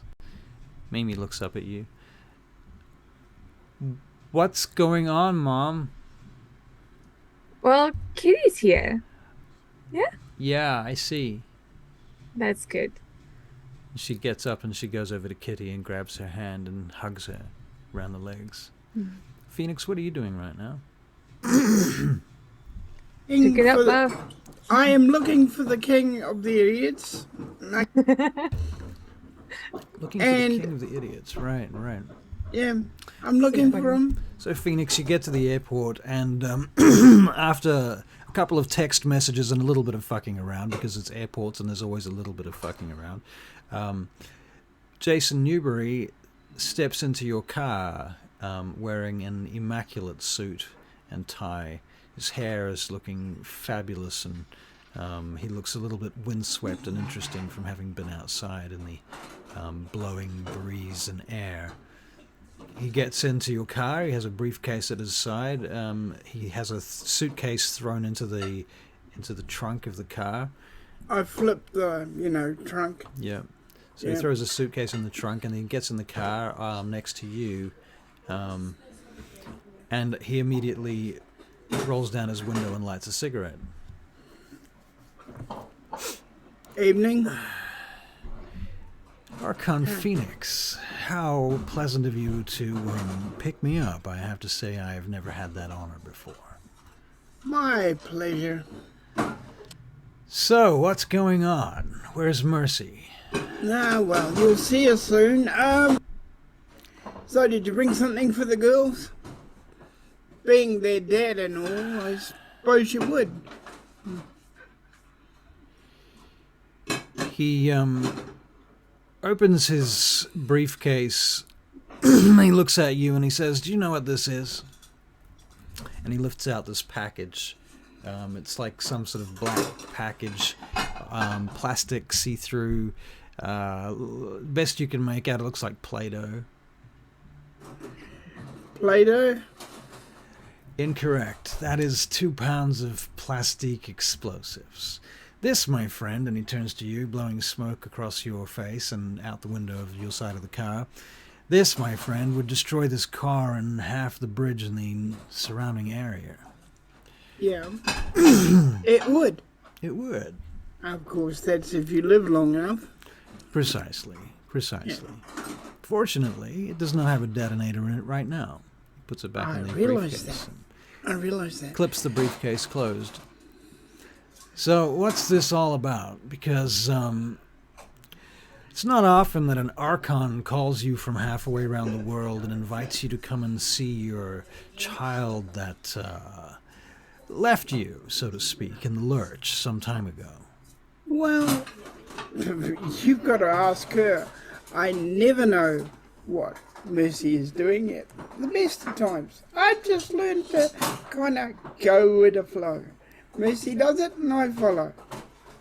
Going with the flow. Yep. I see. Okay, well, we'll have to look into that. So you take him back to her place, is that the case? Yep. All right. So after a little bit more small talk, you arrive back at the house, and Mercy, you hear Jason Newbury and Phoenix entering. I guess it's time for dinner. Kitty Are stands you okay, up. Kitty? Yep. She gets up and Now you're gonna stay here, okay, Mimi? I've What? given you off. You've got your dinner. No, but Dad is downstairs. Okay, you want to meet him? Well, You wanna see him? Mom, why? Okay, come on. Okay, I pick her up. Okay. Okay, look, you can go see him for a little bit, and then I'm putting you to bed. Okay? Okay, but I don't know why. I can stay up all night like everyone, and I only have to sleep for 4 hours, is what you told me. It's true. This is your bedtime, though. You're already being grumpy. Okay, come on, you, and I'll take her downstairs. Okay. All right, Okay. so you go downstairs, and Jason basically ignores her as you come in. Hello, Jason. Mercy Adams. Mercy Adams. We meet again. This time Okay. Ew. on the other side of the world. Here you go. Here's your daughter. Here you go. Yeah, he takes her and puts her down on the couch next to him, and she starts crying. Oh, So, Mercy, he says, speaking up a little bit louder over the crying noises. Why am I here? Why have you summoned me across the fucking ocean to come and hang out with you? What is this? well, I'm here to introduce you to the life I have currently, but there's also something I need to talk to you about. I thought it'd be a good host. I've got dinner, just hanging in the dining room for all of us, except for you, darling, little darling. Yeah, I'm looking forward to chatting about everything. You want to chat? And I want to find out what's happening in Chicago. Not that I'm gonna go back or anything. Chicago's a shit show. Yeah, fuck that. That's why I live here now. I go to the Sabbat, So, not the other way around. what happens out here anyway? What have you been doing? Like, we haven't heard a lot from you, Mercy. I know. You've disappeared on us. Look, Grandma I'm wants to know working where with the you are. Archon now. You're working I with get the given Archon. missions. I go, I kill people, and I come home to my darling daughters. So you're working for the Camarilla. You're working for an Archon. I'm working This guy? to kill the Sabbat. This fucking clown here? Hey, I'm working to kill the Sabbat. I'm not working for the Camarilla, because fuck those guys too. So what you're saying, Mercy, is you're never going to be an Archon. I don't need to be an Archon. I'm Well- already formidable. But Mercy, you seem to miss these opportunities. Let me show you something. You have a friend here, and he's talking about you, Phoenix, like you're not even there. He's like, you have a friend here who is an Archon who you can clearly utilize. I'm already manipulate using into him. higher positions. It's not just about you, Mercy. It's about the clan. It's about you getting leverage for the clan. For the rest Okay, of while they're us. having this conversation, I pick up the little one, take out a chocolate from my pocket, Oh yeah. and take her up to her room. Okay. Very good. She goes up to the room with you. Look, it's not a good idea to give her chocolate before bedtime. What the fuck is going on here? He said, is Archon Phoenix her dad now as well? No, you are. Only you. Well, why is he going to her room and feeding her chocolate? What, do you want to do that? Is that what you want to do? No, Mercy, it's not what I want to do. But I don't want to Well, see then- him doing it either. Hey, look, you could either complain about it or do it. Go upstairs and do it then. Go on. He looks at you. He walks And around then come the back room. down for dinner. He storms into the kitchen, opens a bunch of drawers looking for anything worthy of feeding his daughter. Goes through the fridge looking for something. Is there anything in any of these places? Well, yeah, there's probably everything. There's probably some fruit and veg. There's... Yeah, yeah. She tries to feed her kids healthy meals, but Right. today she gets dino nuggies and Alright. some salad. So, Yeah. if Jason was to open like 3 different drawers and pull out one thing from each drawer and then just grab them and head upstairs, what is he likely to have gotten? Okay, well, Biscuits, Maybe- lollies, and maybe or something like that. yeah, Crisps. yeah. Go with something healthier, right? Okay, so maybe a fruit. Go with some grapes. Go with she can have some snacks, some Right. like little teddy bears or something. All right. And like a juice or something. I don't know. Okay. So he Okay. grabs these things that you've probably got them organized in the fridge ready to go, I'm guessing. Yeah. Even if it wasn't you that did it, maybe one of your retainers. Do we have retainers for Mercy at this point? Does she have new retainers? She's been given someone that helps look after Mimi Right. and Yeah. teaches her different languages Right. and stuff like that. So Yeah. Right. Do we have a name for that person? we do. I have forgotten. That's okay. Never mind. We can always come back to that. All right. When he comes up, Yep. Phoenix goes out, of course, Uh-huh. and then he comes downstairs and he says to Mercy, "Well, that worked. That's why I'm the Archon and he's him. All right. Seeing you're having family time, I better get going." No. Stay for dinner. Stay. Oh, all right. All right, I'll stay for dinner. I'm just gonna wait till Jason's back down. He's hoping that he's doing his fatherly duties. Okay. Okay. I'm kind of scared, actually. I might go upstairs, actually. So I'll go upstairs. All right. Just When watch. you go upstairs, he's basically sort of holding her at arm's length with one hand, while with the other hand he's searching the room for spy cameras. And he's pulling apart objects and opening mirrors and things and looking behind things, kind of not quite frantically enough to say that he was having some kind of breakdown, but just a hair's breadth back from there. Right. So, how you doing in there? He turns around at you suddenly. Oh my God! What are you doing there, Mercy? You fucking scared me. Just watching you have your father-daughter moments. Yeah. There you go, Mimi. Mommy's back. Go and see Mommy. Go on. Gives her a little tap. Kind of, she staggers forward as he taps her, because, you know, he's taps her a little hard. Yeah. She, sweetheart. she kind of stands there for a moment, looking a little bit kind of hurt and upset. You Go okay? on. What? And she steps in your direction and grabs your hand, and then she starts to cry. Why are you crying, sweetheart? Daddy pushed me. That's true. I saw Oh, that. for God's sake, I didn't push her at all. I gave her a little tap. I was asking her if she wanted to go and see her mom, for fuck's sake. Oh, God damn it, Mercy. I'm going to use mesmerize on him. How did you even get like this? I hate it when you do this to me. I'm going to use mesmerize on him. Okay. Because I can. I am a higher level than him. Generation? Yeah. Lower generation. Lower generation. Excellent. Manipulation and leadership.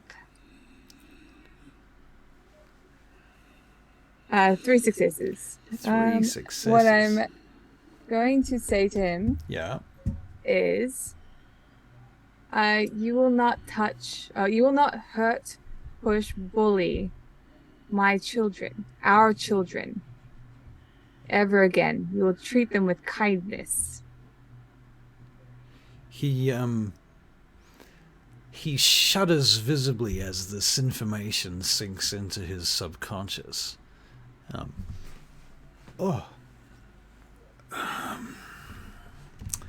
I've got to go and return some videotapes, he says.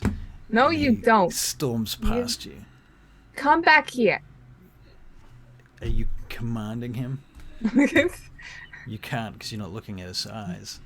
I'm going to chase after him. You chase after him, all right? Yeah. He goes out the front door.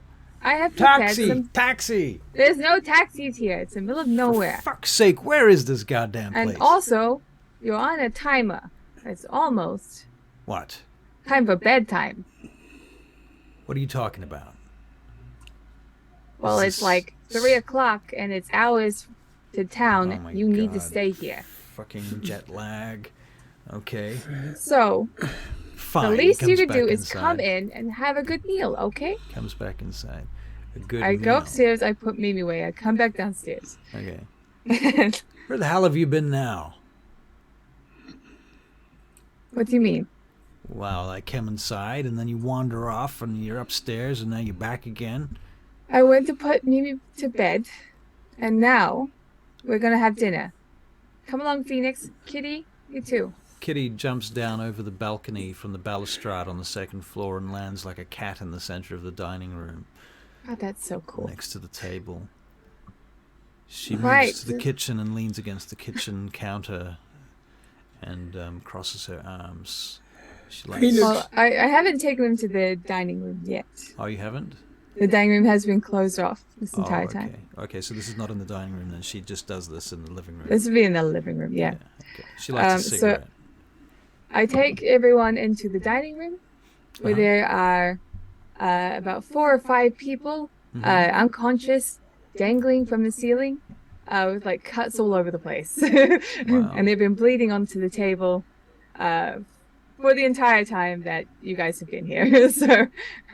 Goodness. Not profusely. Greetings, They were Wild still Heart. living.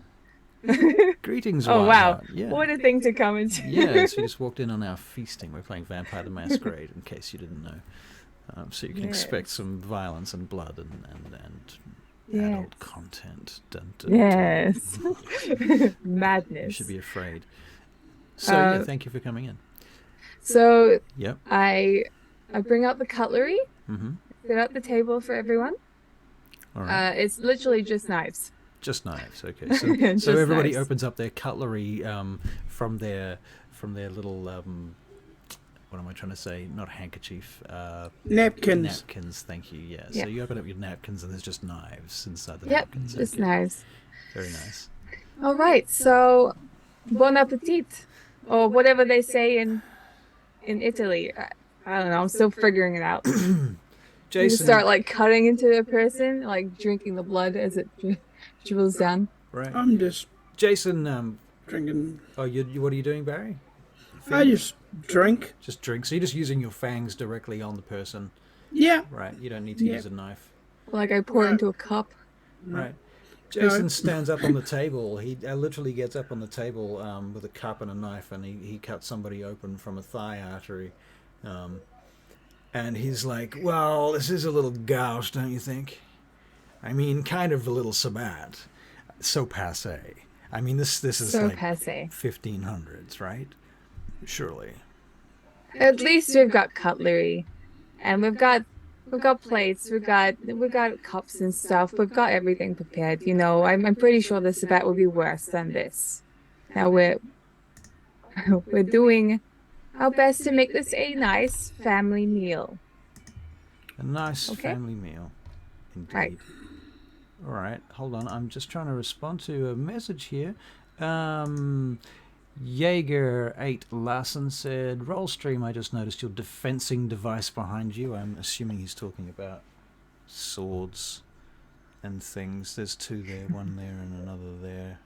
And what clans are we running? We are running presently, well, it's a little bit complicated because this is the Order of the Temple of Mars.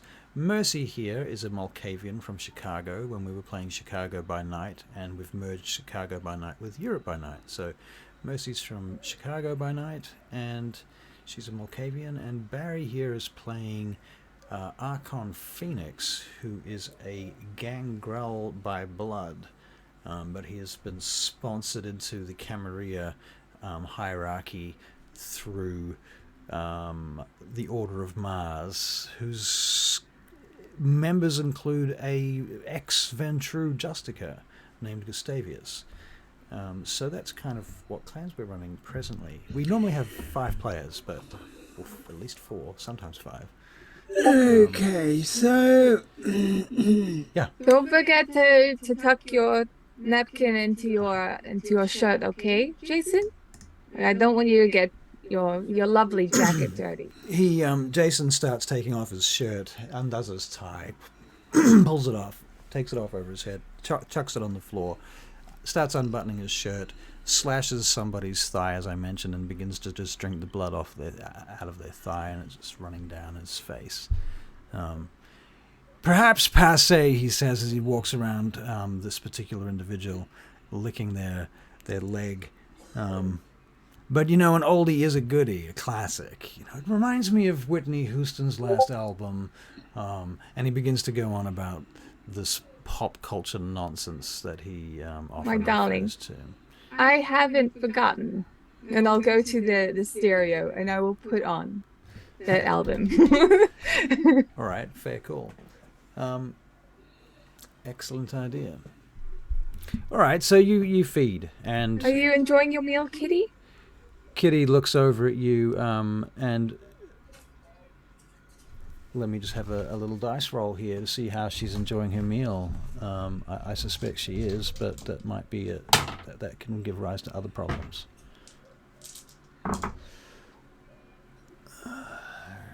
She looks over at you a little bit distracted, and it's almost as if she looks straight through you for a moment. She's just like got blood on her face, and she looks over at you, and she's like, huh?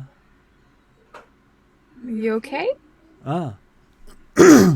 Yeah, just got carried away in the Vitae. Yeah. It's great, I'm isn't okay. it? It's better when it's warm. Where did you get these guys from? These people? Who are these people? Oh, She licks the well, wound.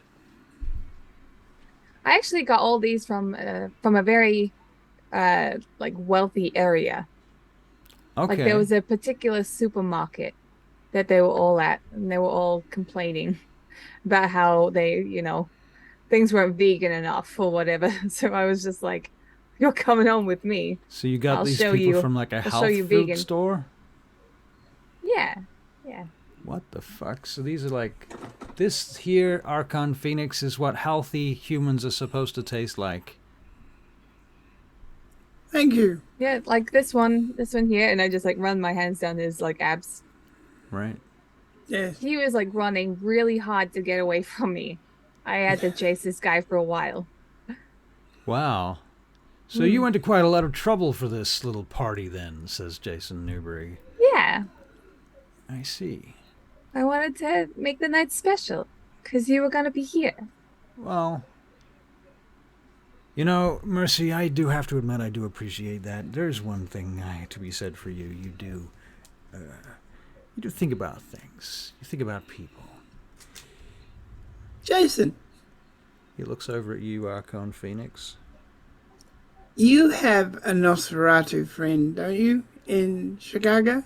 I wouldn't go so far as to say I have a Nosferatu friend, but seeing as you're asking, I might. He keeps appearing this way, looking for, you-know-who. Yeah, Could well... Could yeah. you tell him that she's fine? Why don't you tell him yourself? Any particular reason? Well, I've never met him. I thought if you were a friend of his, you could pass it on to him. I see. And what if he asks me questions that I can't answer? Well, just say you don't know much, which you don't. About anything, really. You don't know do. the answer. You don't know the answer. So how do I know that she's okay then? If I don't know the answers to basic questions, it's a bit of a fucking leap to say that I know that she's okay, don't you think? Well, if she was imprisoned or under somebody's control, surely you'd be able to sense that. So I can say she's not imprisoned and she's not under anybody's control, but I don't know if she's okay. Are you guys talking about me? Because I'm right here. Hey, Mercy, What? there you are. Hi, I was I'm right wondering here. Where you were? What's your version of not okay? I don't know. I mean, the first question I would ask is she acting under her own free will? I'm gonna get a knife and just like cut along here of the guy I was drinking from, Uh-huh. and just Are these people Drink from the muzzled, tap. by the way? Are they... well, they're unconscious. They're unconscious, okay. Probably through the use of drugs, Right, and probably from blood loss. But okay. Fair enough. I'm sure one of them looks a bit beat over the head. Right, that's fair. Okay. So,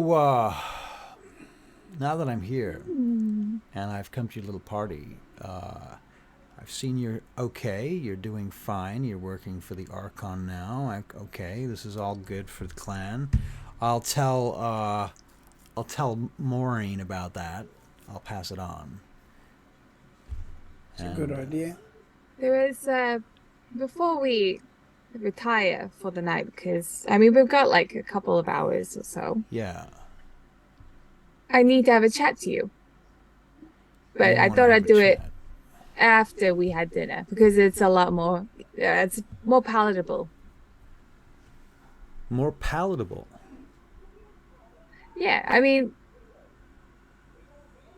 I can't really talk to you about it. So and I definitely can't have Phoenix here. I'm sorry. You'll just have to wait and see, okay? Okay. So okay, we'll sure. have a chat I can outside go on the let- balcony. Okay. when so you're just done. pause for a moment there, guys. Wildheart said, if you ever need another player, let me know. Well, the answer to that question is that you can go to... Come and play! You can go to Questbook. This is a paid game, so you know that. It's 25 New Zealand dollars per player per session.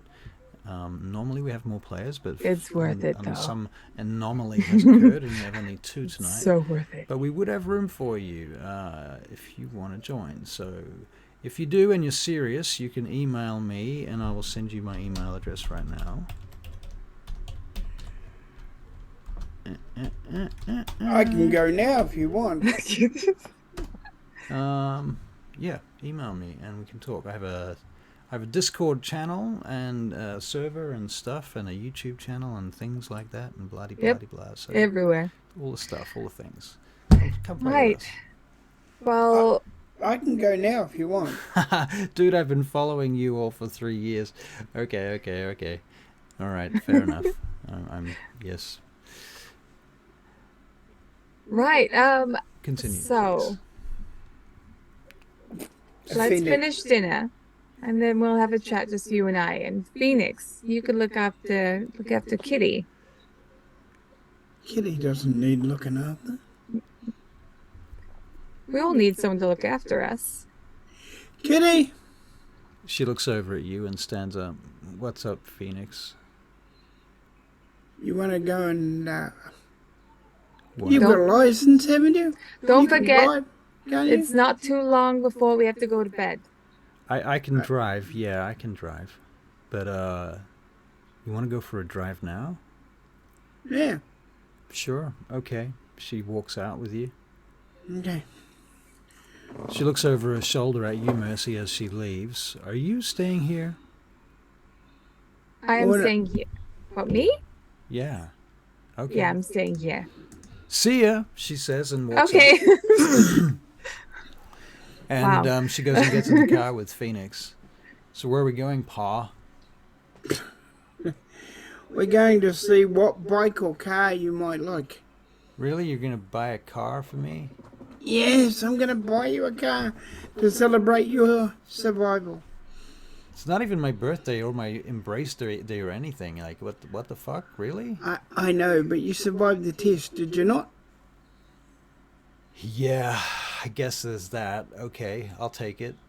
All right, come on, let's go and choose one. Let's go. Okay, fuck. So, out of game, what kind of car is Kitty gonna drive?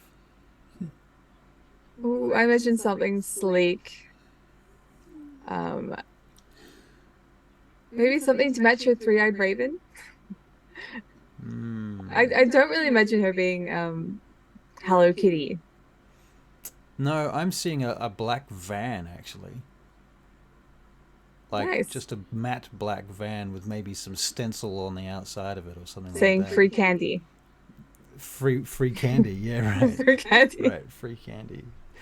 I don't know who Andy is, but you shouldn't free him. Okay. Okay. All right, so you come back a couple of hours later with a van. Yeah. All right, so she now has a van. And the short and the long of it is I assume that you're going to, because you guys know stuff and you know people, you will help her get it Yep. done up nicely with some perks. Yep. Whatever she wants, she gets. All right, yeah, well, she's going to turn it into a little mobile fortress, I think, with internet capabilities and so forth as well, if she can. It's so cool. And Uncle That's my daughter. And Uncle Phoenix is like, yeah, okay. Lucky I've got a lot of money. Okay. Lucky you've All got right. a lot of money. Okay. Cool bananas. And it could be helpful to the order as well. Could be. He's looking at it in that direction as well. Fair enough. And he will get a doll for, if he's going to give to one, he might as well give to the other. He'll get a Hello Kitty doll All right. for her, I love that. Okay, right. He'll take her back with a van, Okay. and knock on the door because he doesn't want to interrupt family argument or... Right. So he's being yeah. careful about his approach back to the house. Yeah. Right. Well, in that meantime, I probably would have like ended the party. AKA, I would have killed all the people that were there. Right. Okay. So the party is And over. and I'm sure Jason would have like massacred the people that he was feeding on. So yeah, not didn't know them anyway. It's fine. After that, I quickly go to the bathroom and refresh myself. You know, sort of tidy myself up, and I will drink the master's blood. Right. So my intention is to be clean for this conversation with him.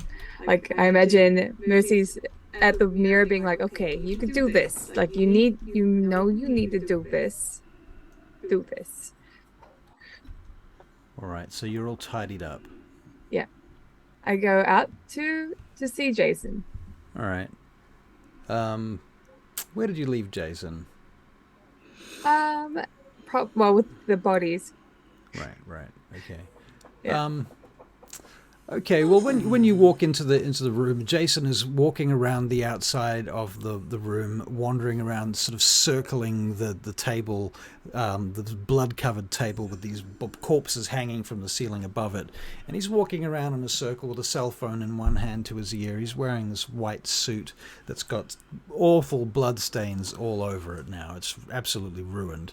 But he's casually walking. There's blood on his ear and on his face and shit, and he licks some off his finger as he's talking on the phone. I would like to use heightened senses. Sure, you can make a perception alertness check, please. All right. Let's I can find it. Perception alertness. Yeah. 3 successes. 3 successes. Let's have a quick look-see over here on Roll20. Make sure that No. these sturdy players aren't cheating. That's what I need to do. It says 2 successes. How can it be? You're using a different a different game login, right? Okay, so 3 successes, you say. Yes. He's saying, no, Marcus, I asked you to move the money to the Myriad account. I asked you to do that yesterday. Why is it not done?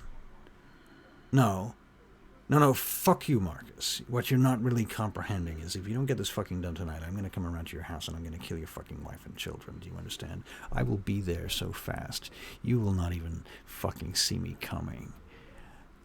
What? What are you talking about? I'm being unreasonable. I'm being unreasonable? I'll show you unfucking reasonable, you motherfucker. You get me my goddamn money and you get it tonight.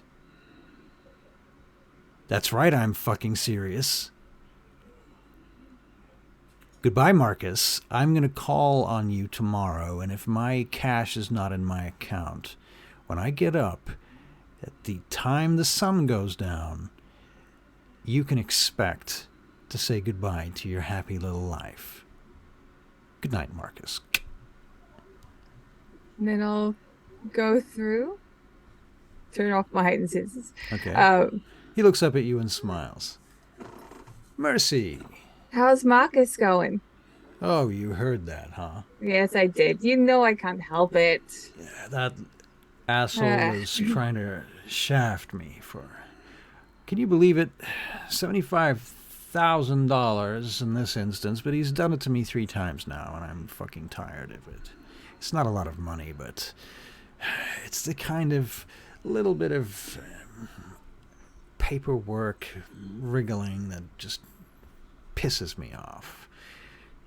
You know, you think you come to an agreement with somebody, and then they come back 2 days later and they say, yeah, the agreement was good, but there's this thing that the boss wants to change, and it's like, we've already talked about this. Do we not have a fucking contract? Is this not ironclad enough for you, asshole? I don't know anything about what you just said. Anyway, we need to have this chat, and it's better we do it now. He looks over at you. We're having a chat. Let's stay away from the corpses, and I look at the bodies with kind of horror. He takes off his as jacket I say that. and throws his jacket on the table in the blood. Basically, takes out some of his personal possessions from a pocket first. I can't believe I did that. Okay, Go on, let's Mercy. let's go outside. Talk. Let's go outside. By the I know way, it's snowing, but you'll be fine. Mercy, I hope you've done your security sweeps around this place. I would hate to think that there's like fucking snipers around here or something who's gonna shoot us in the head the minute we step outside. I hear there's some trouble with the Society of Leopold in London. We are all good here. I've made sure of it. Okay, well, I'm just saying, I mean, Raphael de Carazon apparently got shot at in London the other night. That's been around the world, on every Elysium in every country since about Wednesday. I don't know who that is. He's the guy that invented the Masquerade. Right. That constrictive bit of paper that everyone lives under. Yeah, that's great. Great news. Mercy, Okay. do you really think it's a restrictive piece of paper? I mean, really, like, come on, it keeps you alive. If it wasn't for the keep me Masquerade, alive. yeah, you keep you alive. But if it wasn't for the Masquerade, your life would be so much harder. Anyway, please come I'm out of coming, for God's sake. Okay, Follows good. I you. know you're really into that, whatever that was. That's wonderful. Okay, now that I finally got the time to talk to you. Mm-hmm. So I need you to know What? that right now Yeah. I am sane. Uh-huh. Can you believe it? You're sane. Yeah. That Oh, was wow. disgusting. I can't believe I did that. You're Although I can also believe I did that because it's what I do when I'm around you. Jason looks at you and he looks back at the table and he looks back at you. You were But trying to blame me for your disgusting fucking habits. No. Well, yes, but also no. Look, I promise you, right now I am the most sane I could be. You're the most I know sane you that could be. upstairs there's a little girl, and she is not mine. And the thing is, if I take her back to her family, when I'm not my sane self again, I will murder everyone to get her back. So it's better that I keep her with me. Same with Kitty. Why are you There's not much I telling can me do about this, Mercy? Like, why is this part of Because- my problem? Because I need you to play your part. What is my part? I'm need- barely your fucking broodmate, okay? I mean, we have the same sire, that's all. I'm not I need obligated you- to deal with any of this bullshit. I need you to pretend, like whenever you're here, I need you to pretend like you're my husband. You want Just me to pretend. pretend to be your husband. Just pretend. Because if In front of who? in front of my insane self, in front of the Malkavian me. Now, if you don't do this, Mercy doesn't need you to be able to talk. She could put you in a box and just leave you there. And she would be happy with that. Fucking try. You need to play the part. That's all she thinks she is. You need to play the part. All you have to do, 1950s style. You come in, you maybe give me a kiss on the head, you grab a newspaper, you read the newspaper, you chuck on your slippers. Mercy, you're scaring me. Trust me when I say you need to do this. And then when you go back to Chicago, you can do whatever depraved things you want to do. Well, wait a minute. I mean, that's kind of a slight of my character there, you know. I could sue you for that. That's defamation. Did anyone hear it? Who knows? Apparently the walls have ears. And Not in besides, my house. where's the fucking Archon Phoenix? He could be outside any time. He could be in here pretending to be a fucking cockroach. Who knows? It's a gangrel, right? They could do that. They could possess fucking cockroaches and walk them through the kitchens of their enemies and spy on them while they're masturbating over fucking...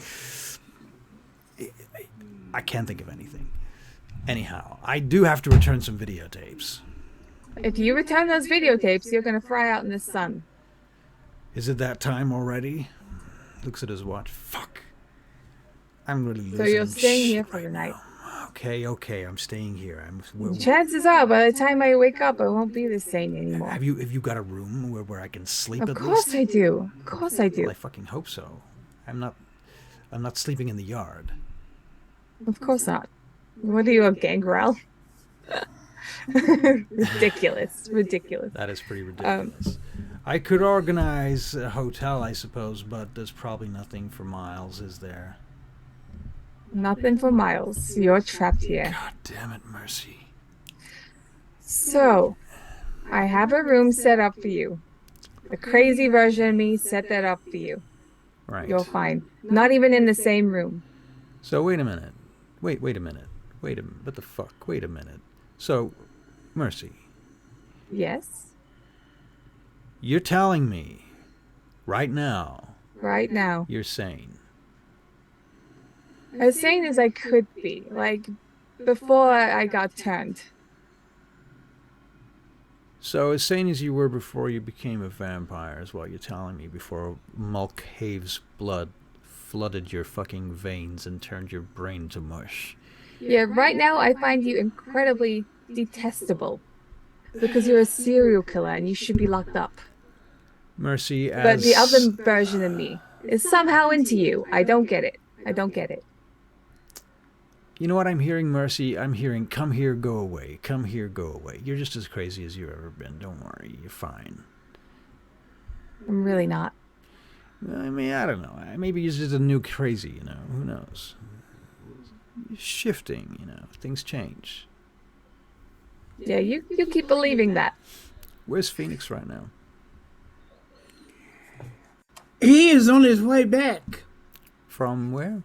from getting the truck. Right, with Yeah. Kitty. Right, okay. On his cool. way back, and from getting the Hello Kitty doll thing. Right, okay. Hello Kitty doll. Okay. So you guys hear the vehicle pull up outside. Mercy and Jason Newbury. And you hear footsteps approach the house.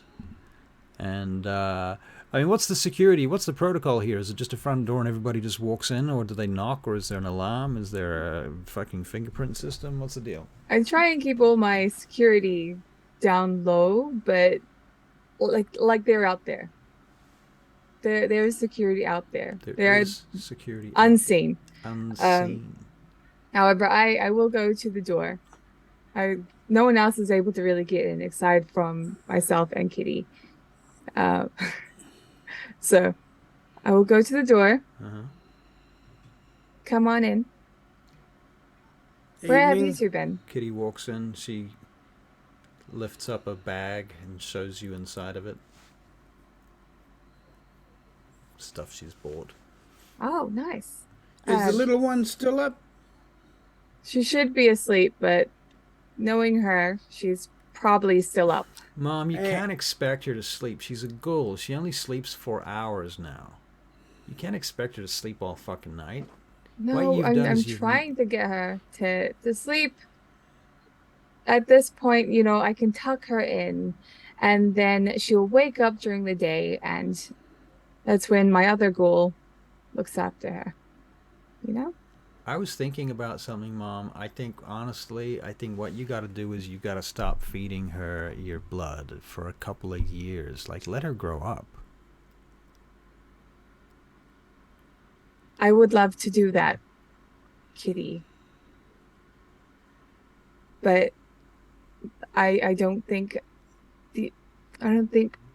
my insane version of me would allow me to do that.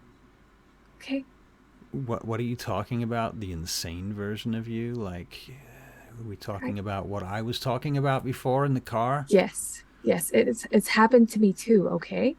She looks at Jason and she looks back at you and she goes, "Are we supposed to be talking about this?" Not really, I don't think, says Phoenix. Jason looks over at you guys. He's like, "What the fuck are you talking about?" Life, Jason. Life in all its facets. And he walks upstairs and goes to see the little one. "Why are you all fucking with me?" he says. Why is everybody in this house fucking with me? Why do I get the impression I am being fucked with, and I don't like being fucked with? Yeah, oh dear. All right. He stamps his foot. You sound as grumpy as Mimi does. I think it's time for bed, don't you? You too, Kitty. Appears to be seething. All right, your bed's upstairs. You know where your bedroom is, young lady. She goes. She just looks down and skulks off. Phoenix, what do you do? I am looking for Mimi. Okay, so you go to the room where Mimi is. Mimi actually is asleep in the corner, leaning against the wall. There's snot on her face, and she's got her head against the bedpost. She's sitting on the floor next to the television, not far away from it. There's some Lego bricks there and a few other toys, and she's just got her head back and a snot running down her face. And she's like, Okay, he takes out, if he can find, has she got tissues around her? Cause yeah, there are tissues, yeah. He takes out a tissue, kind of wipes her nose as softly and as careful as he can. Fair enough. Because this is his way of retaining his humanity. Right. And he picks her up, Yep. puts her in bed, and puts the box by her so when she wakes up she'll have something to open. And he writes, "Open box." Okay. And then he goes downstairs, he looks at,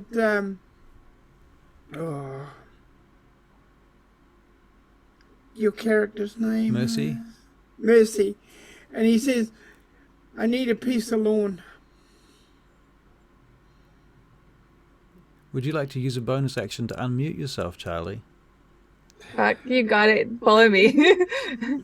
Sorry, I was typing, and I think my keyboard's too loud. Yeah, fair enough. Okay. Okay, Have a so you good said night. you wanted a piece of lawn is what he asked for. Yeah. All right, so I'm assuming he's going to get a piece of lawn and Yes, Earth them I out. will direct him to a piece of lawn. you direct him to a piece of lawn. One that will probably get mowed over tomorrow morning. But it's not like it's going to get dug up. You'll be fine. Right. I know I keep saying this to you, but you really should learn to do this. You know that? You've never told me that once, Phoenix. You never asked. Do you want to learn? I'm busy. I'll Maybe teach you. eventually, you know. I'm focusing elsewhere right now. All right. Just I want let to me be know. quicker, because then my knives will get, quicker. Hit them with more celerity. Don't give me a lecture about that. Okay. He points to the van over it. Wait, what?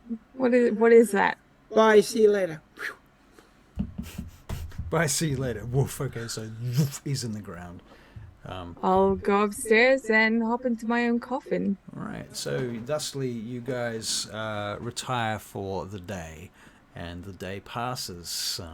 We can imagine a montage of the day passing in fast forward or fast motion, trains traveling across at high speed and lights on highways and things as the sun sets finally at the end of the day.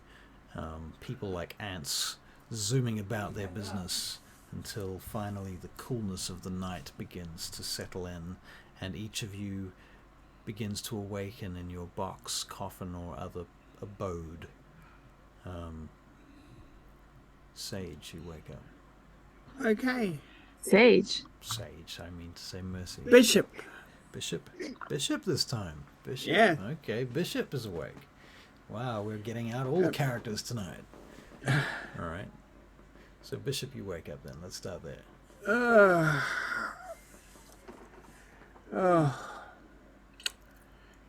Gonna be one of those days. Do I need a shower? No, I don't need a shower. Now, Parker is here, isn't he? Yes, and he's a vampire He's a now. vampire and he works for Bishop. Mm-hmm. Okay, just checking. Making things clear in my mind. When does Parker get up? There's a curiosity That question. is a good question. Parker gets up around about the same time as Bishop, I think. Maybe a little bit sooner. Maybe a dot sooner than Bishop. 15 minutes before that. Bishop probably gets up at 7:45. Parker gets up at like 7:30 p.m. most days, at least on this night. So when you get up, Parker is waiting for you. Where are you, by the way? Are you in maybe the apartment block? I'm in the apartment block in here. Milan. Okay, that's fair. Yeah. And so you and Parker might be sharing an apartment right now? Yeah. All Yeah. right. Fair enough. So when you come out from your room, Mr. Parker is preparing himself for the day. He's got his clothes on and he's dressed up in his suit. So on and so forth. He's currently sticking some guns into his internal, what do you call them, holsters and what have you, guns and other things. He looks up at you as you walk in. Sir! Good evening, sir. Are you well? No, I got malaria last night when I was... Of course I'm well. He looks over at you. What an absurd thing to say, sir. Malaria. Well, you said, am I well? It was a not passing look well? phrase, that's all. I was merely asking if you... Never mind. Then is there any news then? Tell me that. Well, I haven't had time to have a look. I thought you might have got there before me. Oh, well, as it happens, I have, I suppose. What can I tell you? Martial law still in London presently. They're having a debate at the moment about whether or not they should lift it. The general question is whether or not it would make any fucking difference if they did. Do you reckon we should go back? Do I think we should go back? Well, there's other debates on the cards right now too. Oh, did I tell you I'm getting a dog? Yep. What kind of dog? Well, I'm getting a Labrador. His name is Kit. He's going to be my ghoul. A Labrador? Yes, he's a rescue, sir. So, why don't you get a Doberman or a... Well, he was a blind, a seeing eye for, seeing eye dog for blind people before he became, well, my dog. Oh, well, fair enough. I hear that... He's very well trained. I hear they're nice kind of... Yes, and he won't shit anywhere either, I don't think. He's very well trained like that. Oh, good. Why the sudden need for a dog? Aren't I a good enough friend? Or? It's nothing to do with you, sir. I just wished to have a companion that had perhaps what you might refer to as eternal fucking gratitude, someone that had the sense of companionship, someone that didn't disappear, run away, or otherwise give me tasks that seemed insurmountable and then no support whilst is that what we're saying now? I give you tasks that are insurmountable. I wasn't talking about you necessarily, sir. I mean, I was just referring to the entire order and scheme of things. So how are you after your test? Oh, well, I'm fine. I've just been out picking olives. Picking? Oh, what the? I'm making fun of the fact that I asked you a question just shortly ago regarding how you were, and you gave me some coy answer. All right. Yes. All right. So after my test, the question was after the test. Well, I suppose I'm well, to be honest with you, sir, I'm a little traumatized after that test, but... So you're saying I made it too easy then? He stops and looks at you. No, sir, you did not make it easy. Was it you that designed that test? Well, I was one of many people. One of many people, I see. Yeah. Well, it certainly would have been easy to fail the test, I must admit that, and the consequences thereof disastrous. That was the whole idea. Well, since Somalia, I have to say, I don't think I've been so fucking scared in my life. To be honest with you, sir. I was a little rattled by that test. Oh. And I was expecting it, which is more than I can say for you. Yeah, thank you so much. The hardest bit for me was shooting you in the back of the head. Yes, thank you for that, sir. That was you, then. I Yes. see. So they gave you the task. Well, Yes. that was lovely. Yeah. I feel that we had an intimate moment that I somehow missed. Well, yeah, it was. If it makes you feel any better, it was hard to shoot you. What can I say? I'm sorry about that. Well, hey, I've heard. I don't know if you know more about it, but I've heard that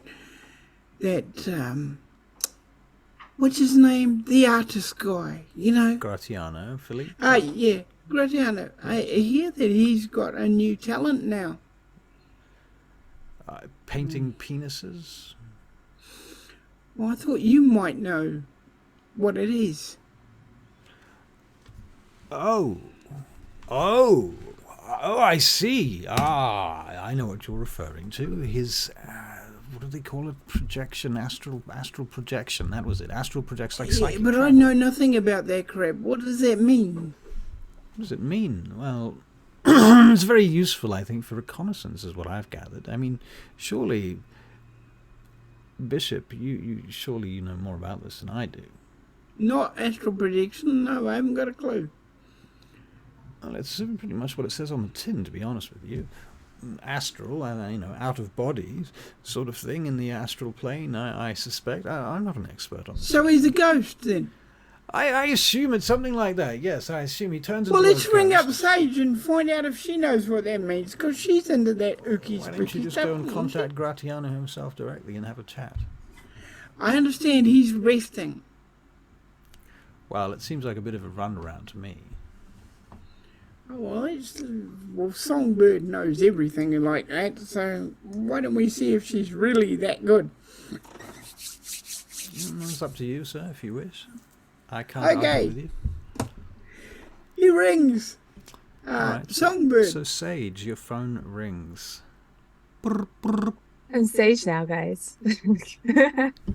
All right. So I answer my phone. All right. Click. Right. Yep. Hello? Songbird, Yes. Bishop? I wonder if you could help me. What with? Are you in your apartment? Yes? I'm coming down. Okay, if you go down, you won't find me. Which one are you in? I'm on the 4th level. Yes. We're on the same Parker, level. I know I should read what they give me. Yes, thanks, Parker. Thanks a lot. Yeah. Okay. You see, you want to come with me? Parker? Me, sir. What? You want to come with me to see Sage? Sure, if you wish, yes. I Okay. haven't seen her for a while. If it's all right, we're coming to you. All right, we'll see you soon. Okay. Goodbye. Am I driving, Appar- sir? Or are you And driving? Or are we apparently, taking a drive? Kathy, my wife, is coming as well. All right. Well, Okay. we're all coming? Yeah. Alan, Bishop's being weird again. Bishop's being weird again. I'll pass it down the line, don't worry. All right. Thank you.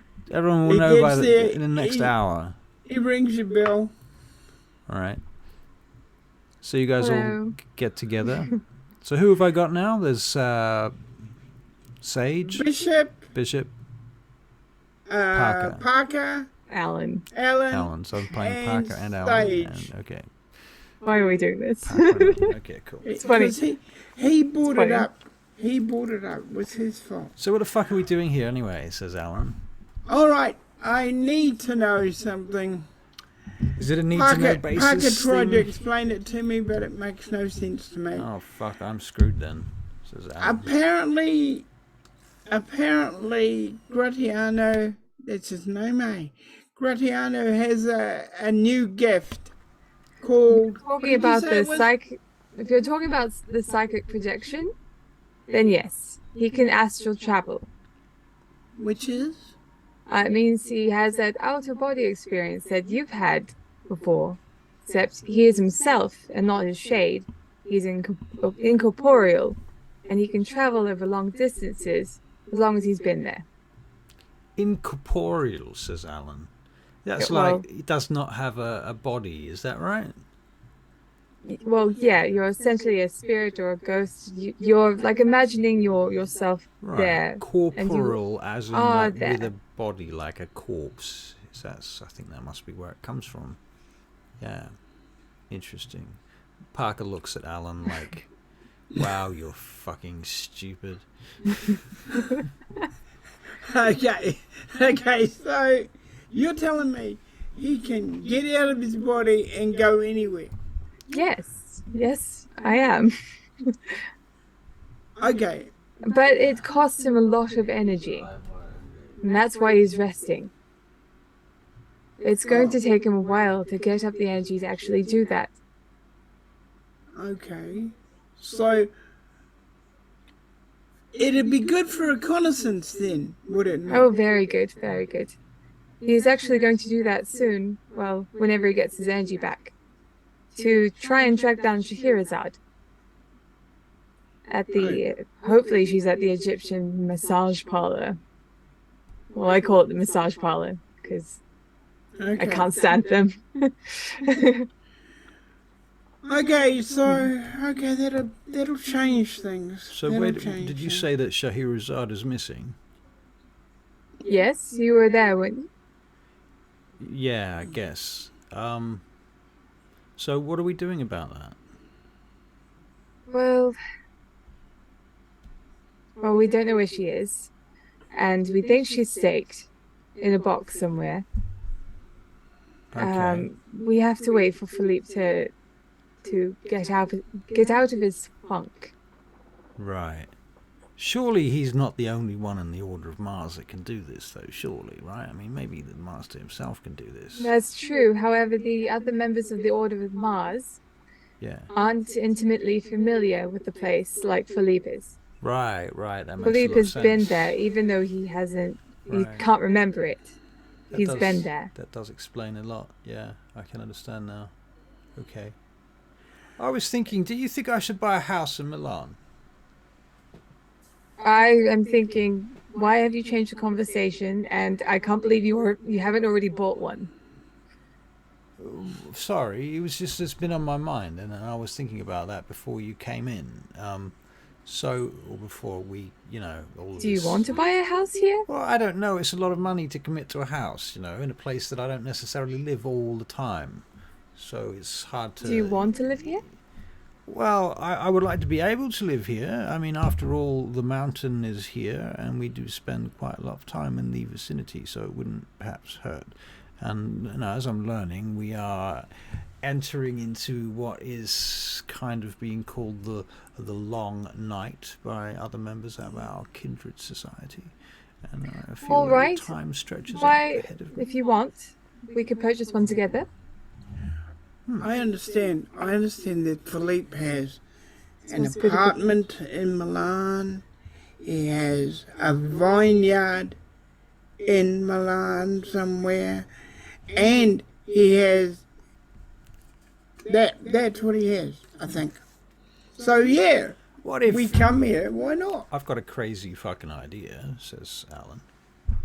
What if we got together and we bought a whole bunch of land and we developed it ourselves and we put like our own fucking base on there in the middle of nowhere, like somewhere like a complex, like the fucking Scientologists or something, like we could have like our own security and fucking cameras everywhere. No one would come in there. We'd be in the middle of nowhere. You could land choppers there if you wanted to, Gustav, and what have you. You could come and go. You could do all sorts of shit It's like that. starting to sound like Bishop. Yeah, well... And he's right here. And There's- what's wrong with that? Exactly. May I ask? What's wrong with that? I mean, Bishop... As long as it's not like a hollow shell of a place where everyone is military and it's boring. Well, it If doesn't we have can to make be it boring, fun and inject awesomeness and color into it, I'm all on board. What if it was like, like a compound where we had, you know, I don't know, events and things, and you could have some sort of what do you call it, Where a would cover we story. have this compound again, says Bishop? I don't fucking know. Like somewhere outside of London, somewhere that's not in the middle of the fucking city, somewhere that's, you know, if it was in America, it'd be easy. You just put it in a fucking desert. They have deserts everywhere. At least one huge fucking desert, you know. They keep complaining about the fact they don't have any fucking water, but then they go build fucking cities in the middle of fucking deserts, don't they? It's fucking stupid. Anyway, so I don't know, somewhere that's not a freaking city is where I would do it. And then I would make sure it has lots of natural resources, you know, water, for example, power, maybe natural gas. I don't fucking know. You'd need enough space there to have a soccer field or something like that. That'd be important to me. But, you know, besides that, you could probably have a few other things there. Don't you think this is a good idea? I mean, it's genius, right? It's fucking genius. And we could have... You could have your, like, all your training grounds could be there. There'd be nobody to watch over you. You could do anything you want. You could have guards for fucking miles patrolling the perimeters at fucking 5-mile radiuses. You could have your choppers flying around. You could have your snipers up on the fucking towers and what have you. And everyone would be fucking safe as hell. You just choose somewhere really flat and vast in all directions so you can see. You know, you put up a fucking tower right in the middle with telescopes and whatnot, you know, binoculars and cameras, and fucking you could put radar up there if you wanted to, you know, in case the fucking planes come in and try and bomb you from the freaking air or something like that. You know, don't you think that's a good idea? Sorry, football. Wild hat. Good point. You caught me. You got him. You got me. What did he get him with? Well, I said soccer. Nobody says soccer. It's football. It's only us fucking Football. Southern Hemispherians that say soccer, as far as I can tell. Back in my day, we called it soccer. We did. We still call it soccer here in New Zealand, but Alan Yes. is a Brit, so he would indeed say football. Quite well called on that. He would. So anyway, that's my plan. That's what I would do. I'll probably put like, I don't know, 50 million into something like that. Maybe more. Depends who wants to come in with me on it, you know. I think we should just call it the ranch or something, you know. I don't think we should call it the ranch. It's too closely associated with Michael Jackson. What the fuck does Michael Jackson have to do with this? Neverland. Yeah, Says Bishop. Neverland, says Bishop. Right. I see your point. Yeah, that could be taken the wrong way, perhaps, if it was. Yeah. Okay. Fair enough. So anyway, but you get the gist of it, right? So we're basically making a fortress in the middle of nowhere. Well, it was just an idea that I had, and I thought, well, maybe it would be a good thing to do. I mean, then you could control anybody that goes in there and goes out. You could be able to see them coming for miles. You'd have somewhere to go that was out of town, where there was no trouble. And if nobody knew about it, you could get the fuck away from everything, and no one would know fuck all. You'd just disappear for the weekend or whatever. Well, it's like Camp David, you know, the fucking president of the United States goes to fucking camp. Who the fuck knows where Camp David is? I don't. I've heard of it on television, you know. But it's like as far as I can tell, it's some secret fucking camp in the middle of nowhere where. Sadly, I wasn't in the Secret Service, so I can't tell you where Camp David is. Yeah, well, me neither. It's probably really well known, but no, that's not the point here I'm trying to make. I know, but it's a good idea. It has merit. You could build fucking secret tunnels under there and all sorts, you know. You could have a whole complex if you wanted to. You could build it on top of a missile silo or something like that. That's Think about very that. James Bond of you. Well, you look, Sage. Look, I'm all on board as long as we can have a movie theater. Movie theatre, Sage. That's easy. I'm all on board. That's the easiest part. You can have a drive-through movie theatre. You can have an underground movie theatre if you wanted to. And a soccer field. I mean, and a soccer field. And I'm thinking that, you know, a missile silo actually is pretty fucking good, you know. You think about that. Think about it. Because all the infrastructure's already there, right? You don't need to do anything to it much. You just have to convert it a little bit, you know. Wouldn't be too much, surely. Do you know anyone that could get us a missile silo? Okay. So, you're going to ask me if I can get us a missile silo. No, I'm not going to ask you if you can get us a missile silo, because even I can get you an old missile silo. Oh. But Yes. the plans we have for London, the Churchill's old underground, Excuse me, the what? the plans we have for London, Churchill's underground. Yes. Perhaps you'd like to tell our young friend all about it. Well, very well. In London, he says, turning to Alan, we have recently obtained a sort of agreement we've made with the one they call Brutus. He's the head of Clan Nosferatu in London, the Primogen Council leader. We have obtained a route from a old chamber near the Thames that connects with, I believe, the underground. Travels beneath the surface all the way out to the airfield.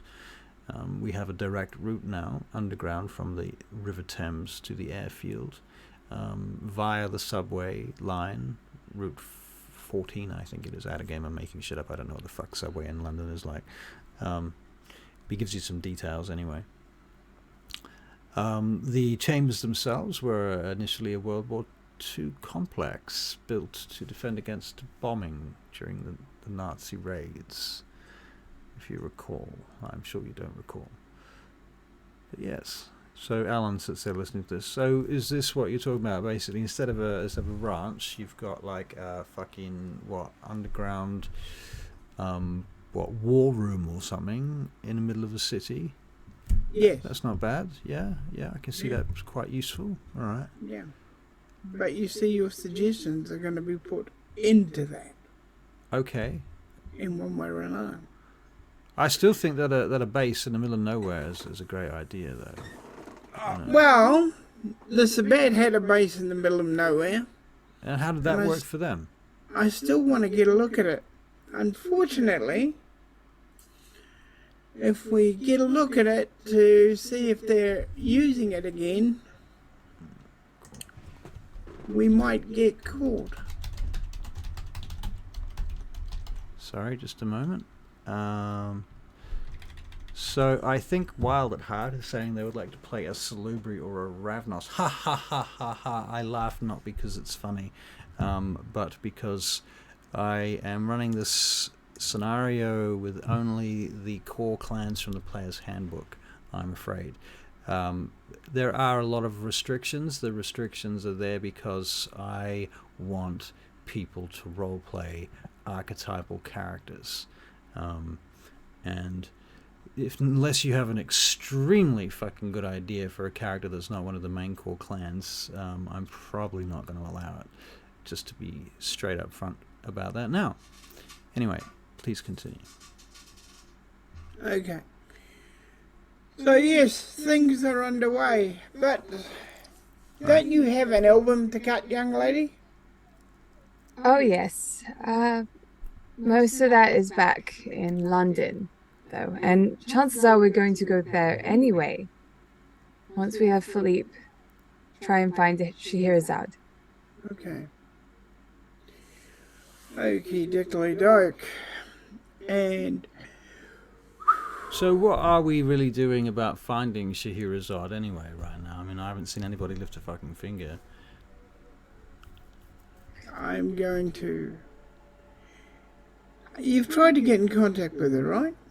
As far as I can tell, they've tried to call her, they've tried the GPS trackers and all of that shit, but it's it seemed to be that they got left behind in a car or something. Have they tried satellites? Well, that's what GPS is, satellites, yeah. So they tried that. Yeah.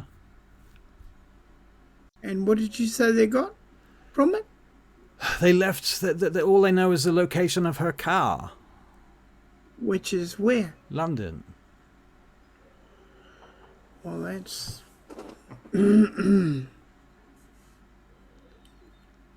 Alright. I mean, I'm just talking about what I overheard from talking to Carl earlier when I was up at the mountain. But, you know, I feel like there's something we should be able to do, you know, even though... I mean, what the fuck? Well, we can't do much from here. Right. We'd have to be there. Why don't we have a chat to Gustavius, and perhaps he can give us some hints. Why don't you have a chat to Gustavus? I don't feel like I personally need to be there for that. I feel like it might be something that's more of a you thing than a me thing. I look at Ellen like I've taken on board what you're trying to say, and I'm ignoring it. That's what I'm saying with my eyes right now. Ellen, Yeah. do you know the reason I talk to you? At all? Well, I assume it's because I am charming, witty, good-looking, and intelligent. I assume that's why. No. Is it because you want to bathe in my presence? No. Well, I have no idea then. Why do you talk to me? It's because you are part of this family, Yes. part of this team, I understand that. Yes. and when we go and see Gustavus, I will be the man in the chair sitting here telling you, go left, you're at the correct elevator, go, yes, north, yes, there's 2 bogies on the left in the next room, take them out. Yes, okay, now duck and cover, perfect, all right, run ahead, now you're going to move straight down the corridor, come out the back door, and there's going to be the runaway getaway car. Yeah, go for the getaway car, go. That's me, I'm the guy in the chair. See how good I'd be at that? I see how good you'll be in that. Parker's But like, right now, "That's you're actually going to quite get off your ass and you're going to follow us to see Gustavus. God, And guess what? damn. You're going to do all the talking. no fucking way. Oh, yes, we're following you now. You're following me now. Yes, you're the one who's going to do all the talking. Fuck you. Ellen, What? you survived the test. And I Yeah. happen to know you did very well. I've got secrets about both of you. And they are. Doesn't mean anything. Come I on, could let's go. let the. All right, so you guys go off and you go and see Gustavius. Okay, Yeah. so you meet Gustavius. He organizes to meet you at a place called the Preisner Building in Milan. It's this tall cylindrical glass tower, and he meets you on the 32nd floor near the top. You go in through elevated security at the bottom. There's trucks and what have you around, and you can see that people are alert. And you go into an elevator, and you go up the back of the building, up this glass elevator that's attached to the outside of the building, and it zips up to the top to the 32nd floor and opens up. You come out into a bunch of glass offices. You can see the glass looks heavily reinforced, possibly bulletproof. And looking around, you see Gustavius's hulking, suited form in a glass office, or rather it is a boardroom. There's a huge board table, and he looks out across the city from the 32nd floor. He has his back to you as you come in.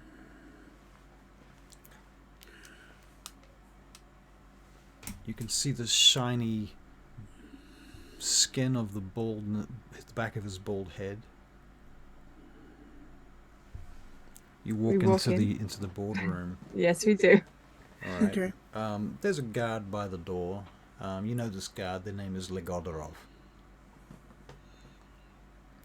Legodorov lowers their weapons as you step into the room, and Gustav turns around. He steps forward into the light slightly, and you can see the scar down his face. Please do not majesty us. We're already terrified. So, we're all here to ask for a bit of help to do with finding Scheherazade again. Isn't that right? And now, Alan, please take it away. Well, okay. Sorry. First of all, I'd just like to say I'm sorry. I didn't ask to be the one to do the talking here. It was kind of pushed on me, to be honest with you. He looks over his shoulder at Sage. So, yeah, I'm just sorry about that for a start. But it seems to me that I don't know whether we're really doing anything much about looking for her right now, and I just thought maybe what was it exactly that you wanted me to tell Gustav? Sage? I'm a little confused. I'll whisper in his ear that we're asking for advice or help or So something. yeah, we need some advice and some help about how to go about this. So Gustav turns back to you, steps forward, glances at each of you in turn.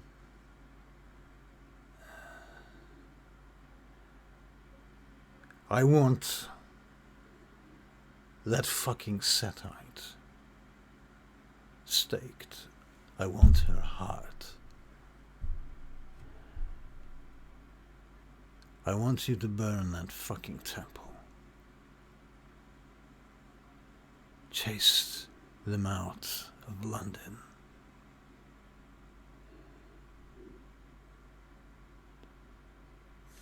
They want to fuck with us.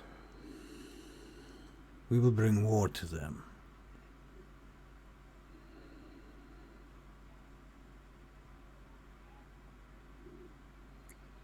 Can I make some sort of insight check to find out if he has a personal stake in this? Perception and empathy. Sweet, thank you.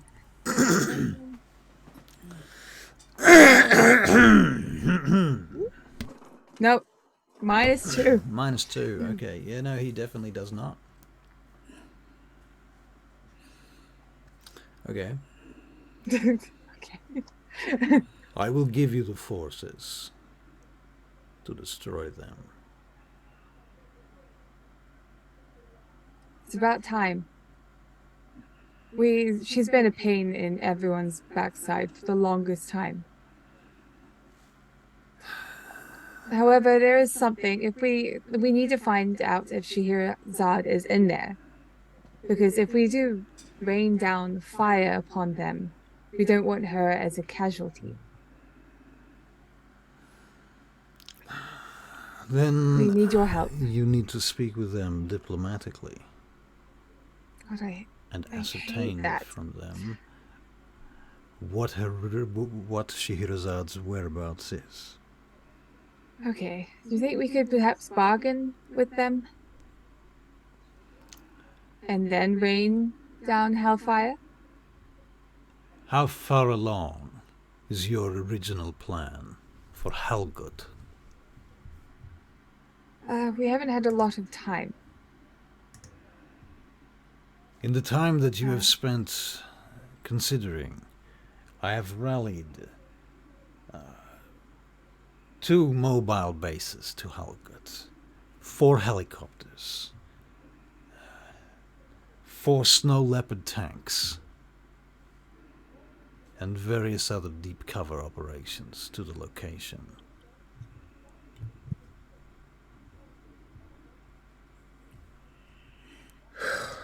Who's that? Vancouver by night. Very nice to see you. Hi. Anyway, back in character. You're coming right 5 minutes before we wrap up tonight, but damn it, it's okay. Please continue, Charlie. That's very impressive. Do you think that's enough? It is enough for now.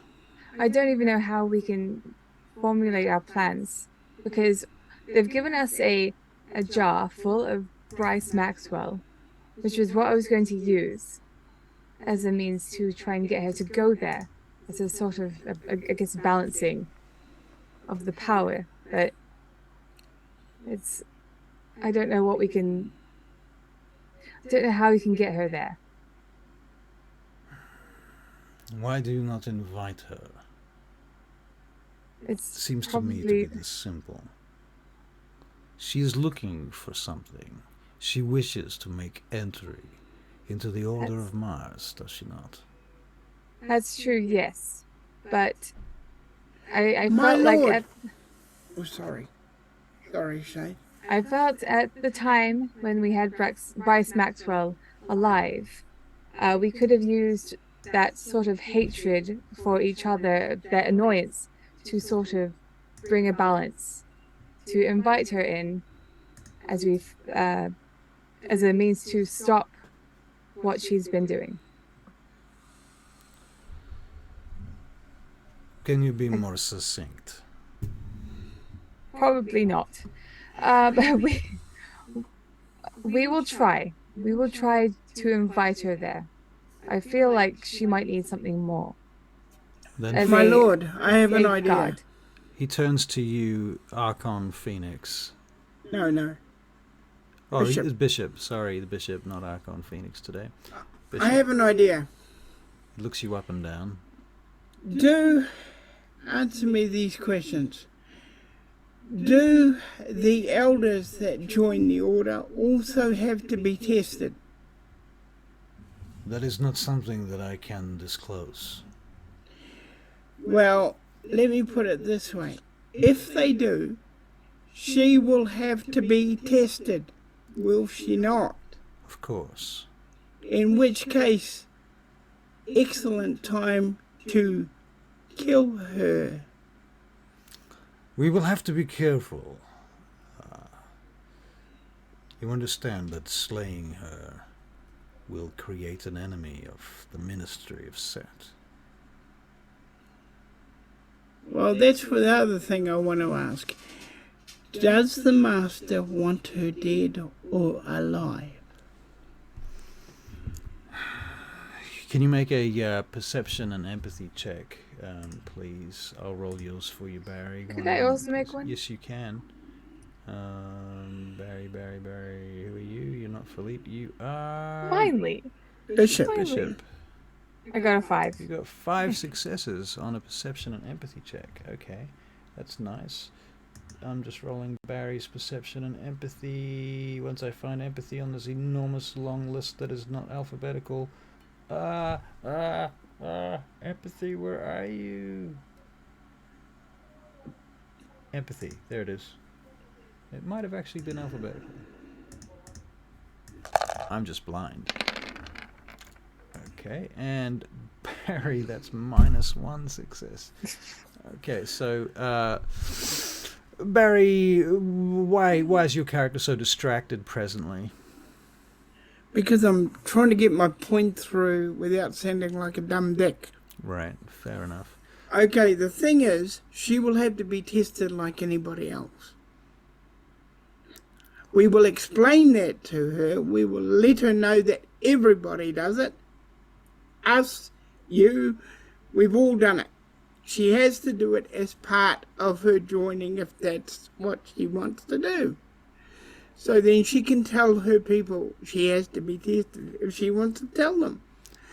But we will also honestly explain that she might not, she's got to pass the test. The first thing, Yeah. says Mardon as he steps into the room from behind you, the first thing that we must do is to make sure that Lady Amisa does not mention the Order of Mars to another breathing creature or one that walks undead. Well, then we make sure to point out that everything she goes through is confidential. We need to get our hands on her. Physical. Her heart? Yes, that is what we need. And as I am sure it has been separated from her body for some time, this will be difficult, yes. I feel like we need Philippe to do a bit of a rummage inside that temple. It might not even be there. I feel if he can find it.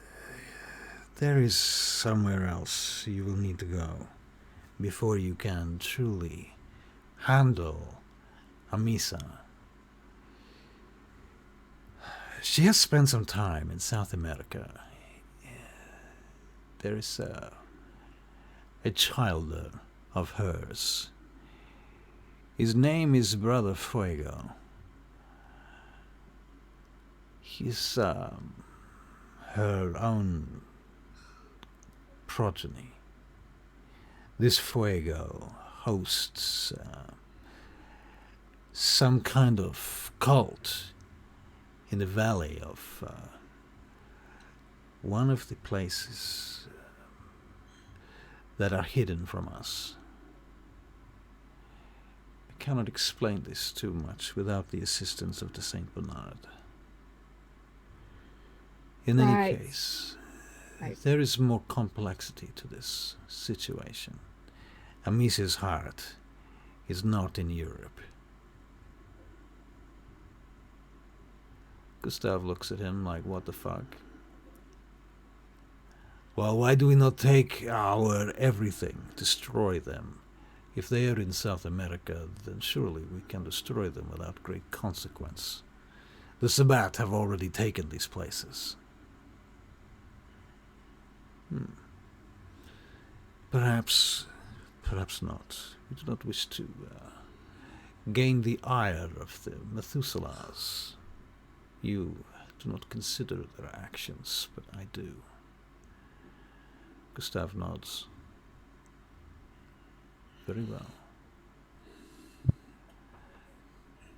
Right now, I am more concerned about the whereabouts of my child there, Scheherazade, and if she has been staked by the Ministry of Set, and they wish to use her to obtain information on our order, our whereabouts, our membership, or otherwise.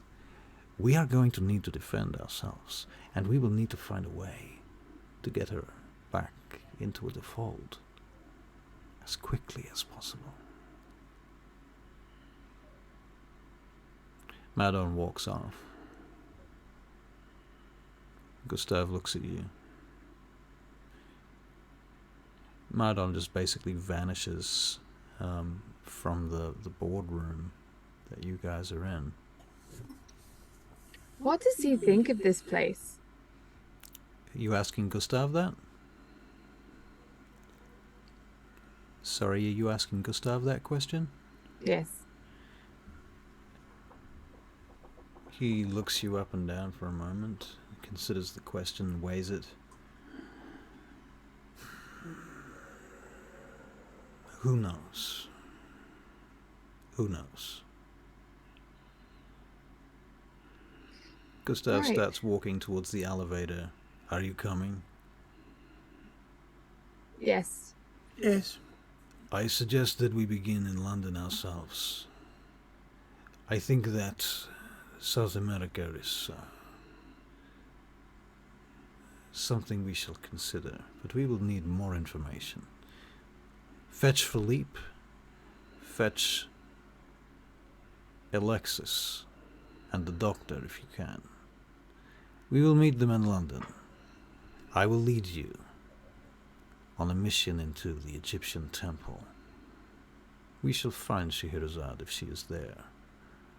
If not, we will wreak havoc upon their sect. And with that, I feel, given that it is 10:06 p.m., we shall wrap up for the night and go and raid some motherfuckers. Yeah. So thank you guys for watching. Thanks for hanging out. Thanks for your follows and your subscriptions and your clicks and your likes and all of that stuff, and also on the YouTube channel. Go with the YouTube channel as well. Click that stuff. Thanks for being here. Makes a big difference. Oh, Canada. Nice. Yeah. Wow. Okay, so and if you want to play in this game, let's talk. As I said, email me and stuff. At least it's not too late for you, Wild Heart. Yeah. What time is it for you, Wild Heart? Well, 2 a.m. 2 a.m. Okay, so you would be able to play reasonably at this time on a regular basis? That is my bedtime. Wow. Yep. Okay. Well, as I said, let's talk. I cannot guarantee anything yet, but we shall talk. I'm going to make sure you're not like a crazy person and a bomb thrower before I start streaming you on my YouTube channel and my Twitch. Honestly, I'm sure you're fine. I can see the wild-hearted vampire in you. I know that you'll be amazing. I suspect as much myself. Also, I think Keith is going to be joining us in the next in the next week probably as well. So, yes. Cool. Yes. I'm sure there's a lot of questions about like lore and stuff. We should, I don't know, perhaps we should make like next time we stream this, we should have like a little bit that sort of defines us a bit more. For sure, definitely. This was just our pilot episode. Just to see how Just things weird. go and how it works. Now, 71 episodes in, and we've got a pilot. Yes. So we're going to raid someone. The person that I have found. I mean, I can see if I can search actually. When's our next game? Yes, lots of questions. Whatever. Our next game will be tomorrow night. We are playing Dagdagiel. Thank you. I wish I knew how to say your name. Jager? 08? Larson? You'll have to tell me next time. Yeah. But thank you all. All right, so we're gonna raid someone called Lassific, who's playing Vampire the Masquerade Blood Hunt. So it's not like TTRPG, but at least it's vampire. Okay, Yeah. guys, here we go, and we're gonna start the raid any second now. No, I thought it was Thursday. Raiding in 8, 7, 6. Well, the thing is, we were doing that, but the thing is, we've switched the Chicago game to this game, and now we've moved Dagdagiel to Monday, which was when we played Chicago. So instead of having, Sunday Vampire, Monday Vampire, and then Dagdagiel, we now have Sunday Vampire rather, and then Monday Dagdagiel. Yes. And then we may have another game. Yeah, then there might be another game during the week, depending on whether or not people can get their shit together and want to be there, and so on and so forth. Anyway, we're raiding these people. Let them go. Goodbye. Bye. Bye. Okay, so it is done, and Thank you so much. I am so glad that I got to be Mercy, and I'm glad that I got to. Well, I've been like thinking about the whole having Sane Mercy tell Jason how to act around Insane Mercy, because truth be told, if Insane Mercy didn't see like any sort of progress from him, or even though there was progress there, yeah, she was probably going to stake him and then just sort of keep him there as her little doll. damn. All right, end the stream.